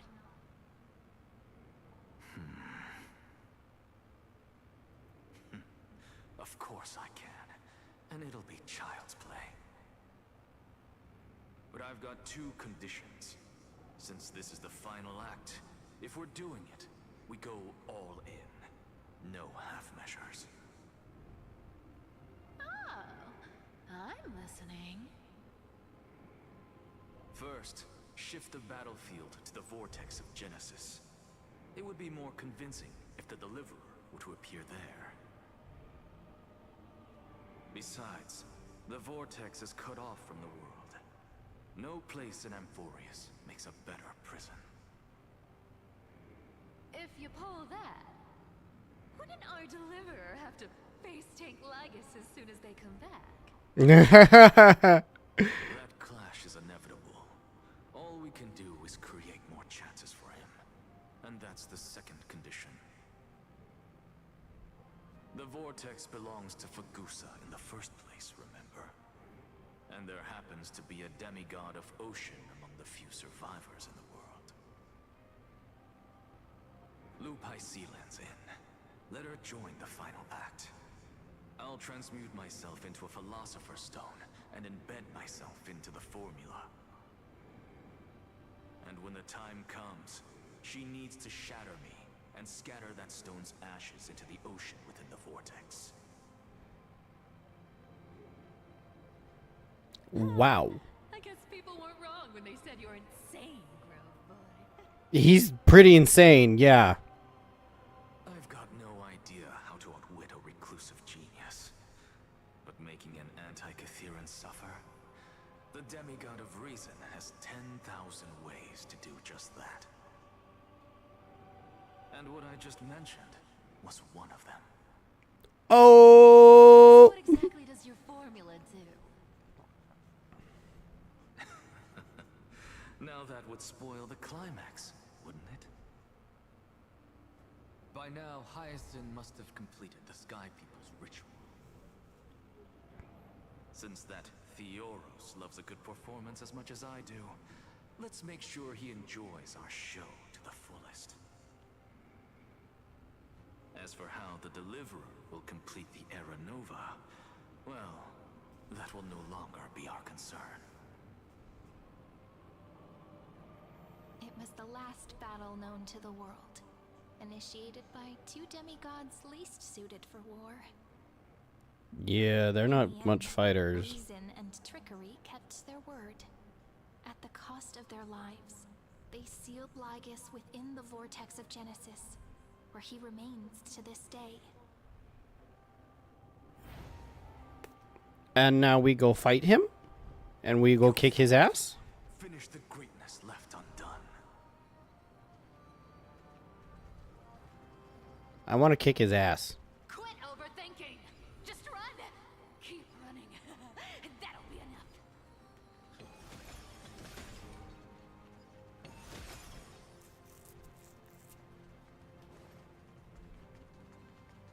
Irie, it's dead quiet here. Hyacinth! Akuma will stand eternal. Miss Cypher's lie is crumbled after all.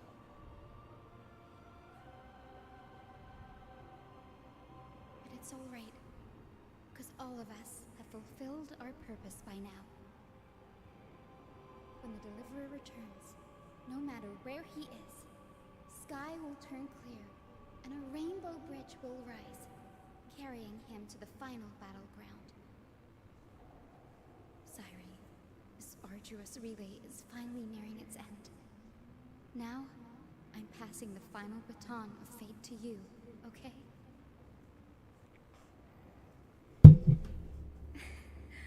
No, that's not quite right.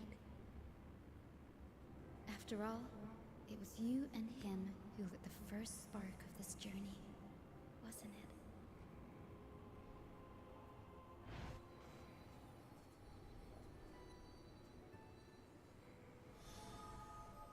Bye, Hyzine. I'll tell you the story of this 1,000-year journey. That way, it won't just be my memories alone. And I'll share the moments I spent with you with everyone. That way, the path we walked becomes a memory shared by all.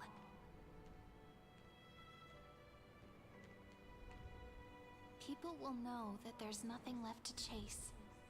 Amphorius has already welcomed the dawn foretold in prophecy.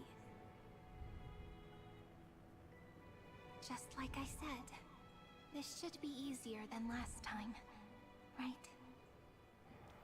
Thank you. You've all sacrificed so much. Sorry I'm late. I won't let everyone's faith in me go to waste.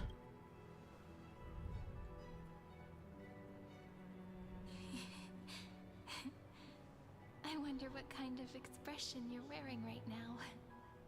Probably the same as always. Calm, resolute, and brimming with confidence. If I have the chance, I'd love to see it again. You're not actually here, are you? No. Because it's really been far too long since we parted. Cyrene, even you? Is this all a memory?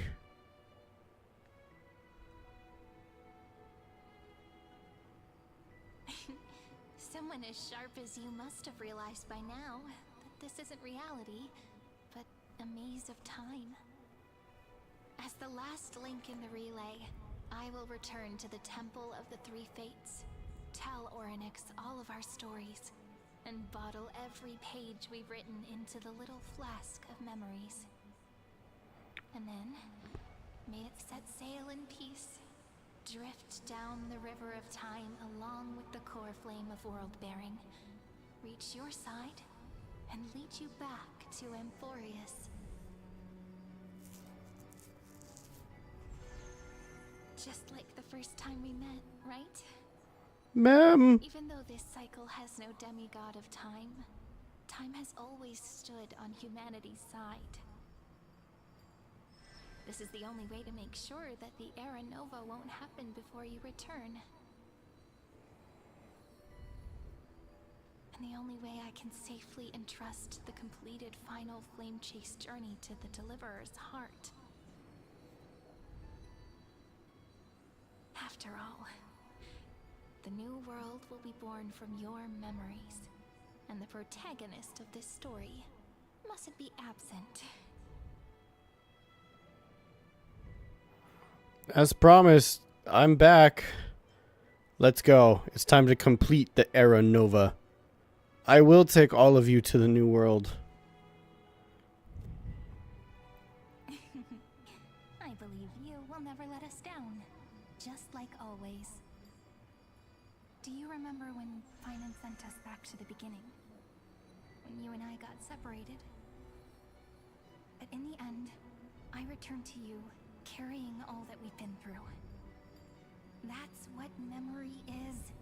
It may wear down and fade in the river of time, but it never truly leaves. When that hidden corner of the heart is stirred, the past returns even more beautiful than before. So don't worry. Let the 33,550,337th Flame Chase journey become part of you too. I've gotten a lot better at it with the experience from the last time. Next, you will head to Styxia and find the Vortex's entrance guarded by the demigod of ocean before charging toward the final battlefield.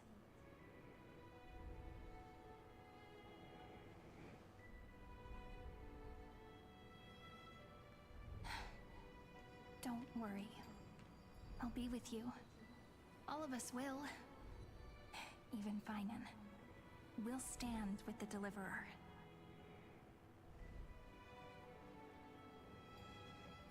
So say a short goodbye, then set off, just like we promised at the start. Toss away all unnecessary worries and troubles, and bring our smiles and determination into tomorrow. Cyrene. The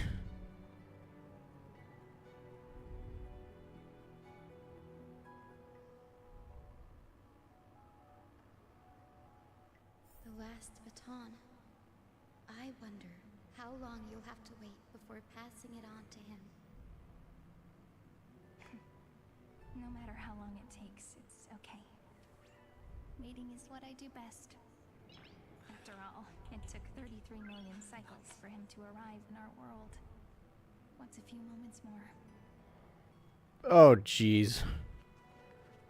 That hurt. That hit me right in the... Oh my god, that hurt. Draw your blade and embrace your destiny. Cyrene, what if you wait and wait, but that hero never arrives? That won't happen. Because I know that no matter how long it takes, he'll definitely return to this place. We can't let him down.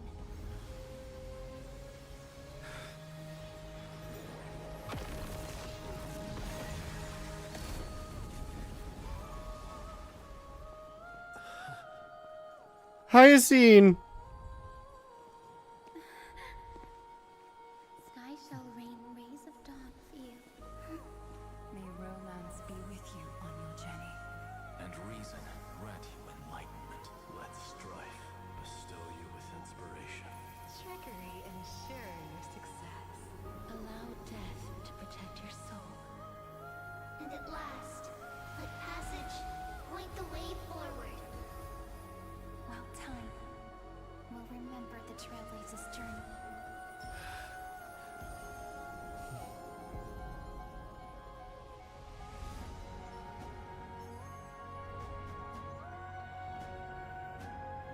Bruh. We're at Styxia before it fell? Sick. Is this Styxia? What happened to this place? I need to find the entrance to the vortex, guarded by the demigod of ocean. High Sealance. Is she still there? If she is, she's been there a long time. Trailblazer. Ugh, you again. Generation after generation of Chrysos heir heroes have tried to defy fate with their blood and tears, either voluntarily shattering their souls or waiting in eternal solitude. But alas, fate can never be defeated. You again? You managed to break free? Reason and trickery may bind my flesh, but my will shall never fall silent. So the demigod of ocean, the Dux Gladiorum, High Sealance, sought to bring me into a fantasia with her voice and drown a genius in slumber.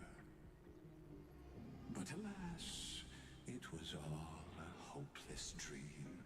That warden fell before I did, due to erosion of time, while her prisoner remained unchanged. And yet here you are, bound to this place. But you have yet to taste freedom. True. I can't leave this place, but what of it? You should have heard of this fable. In a shadowed cave lived a people, imprisoned from childhood, and chained so that their legs and necks are fixed, forcing them not to look around at the cave, each other, Behind them is a fire, and before them loomed the stone wall of the cave. The flames cast shadows, while the rocky surface threw back echoes. To them, that false play is the whole world.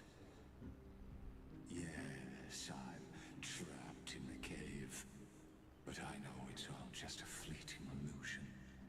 I don't struggle in dreams. I wait.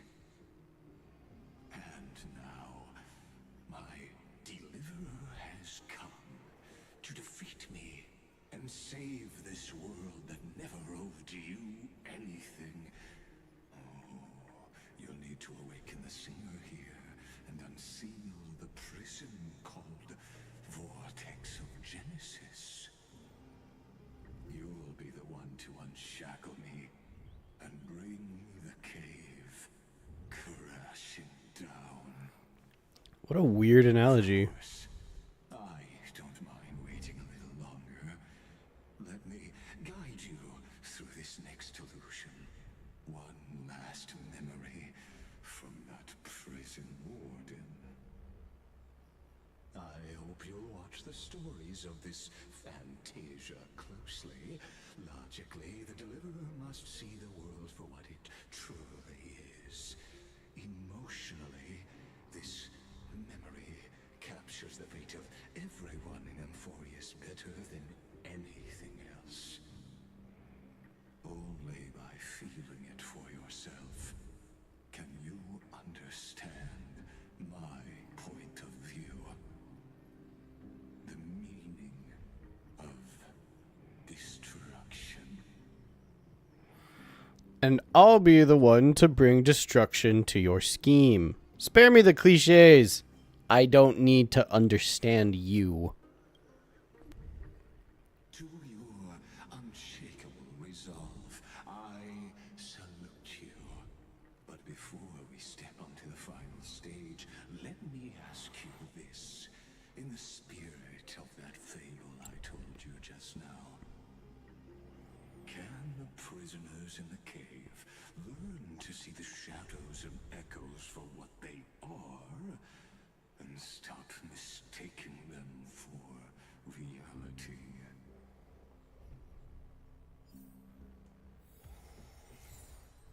I got the anchor back. Yay. The city you cannot destroy. Okay.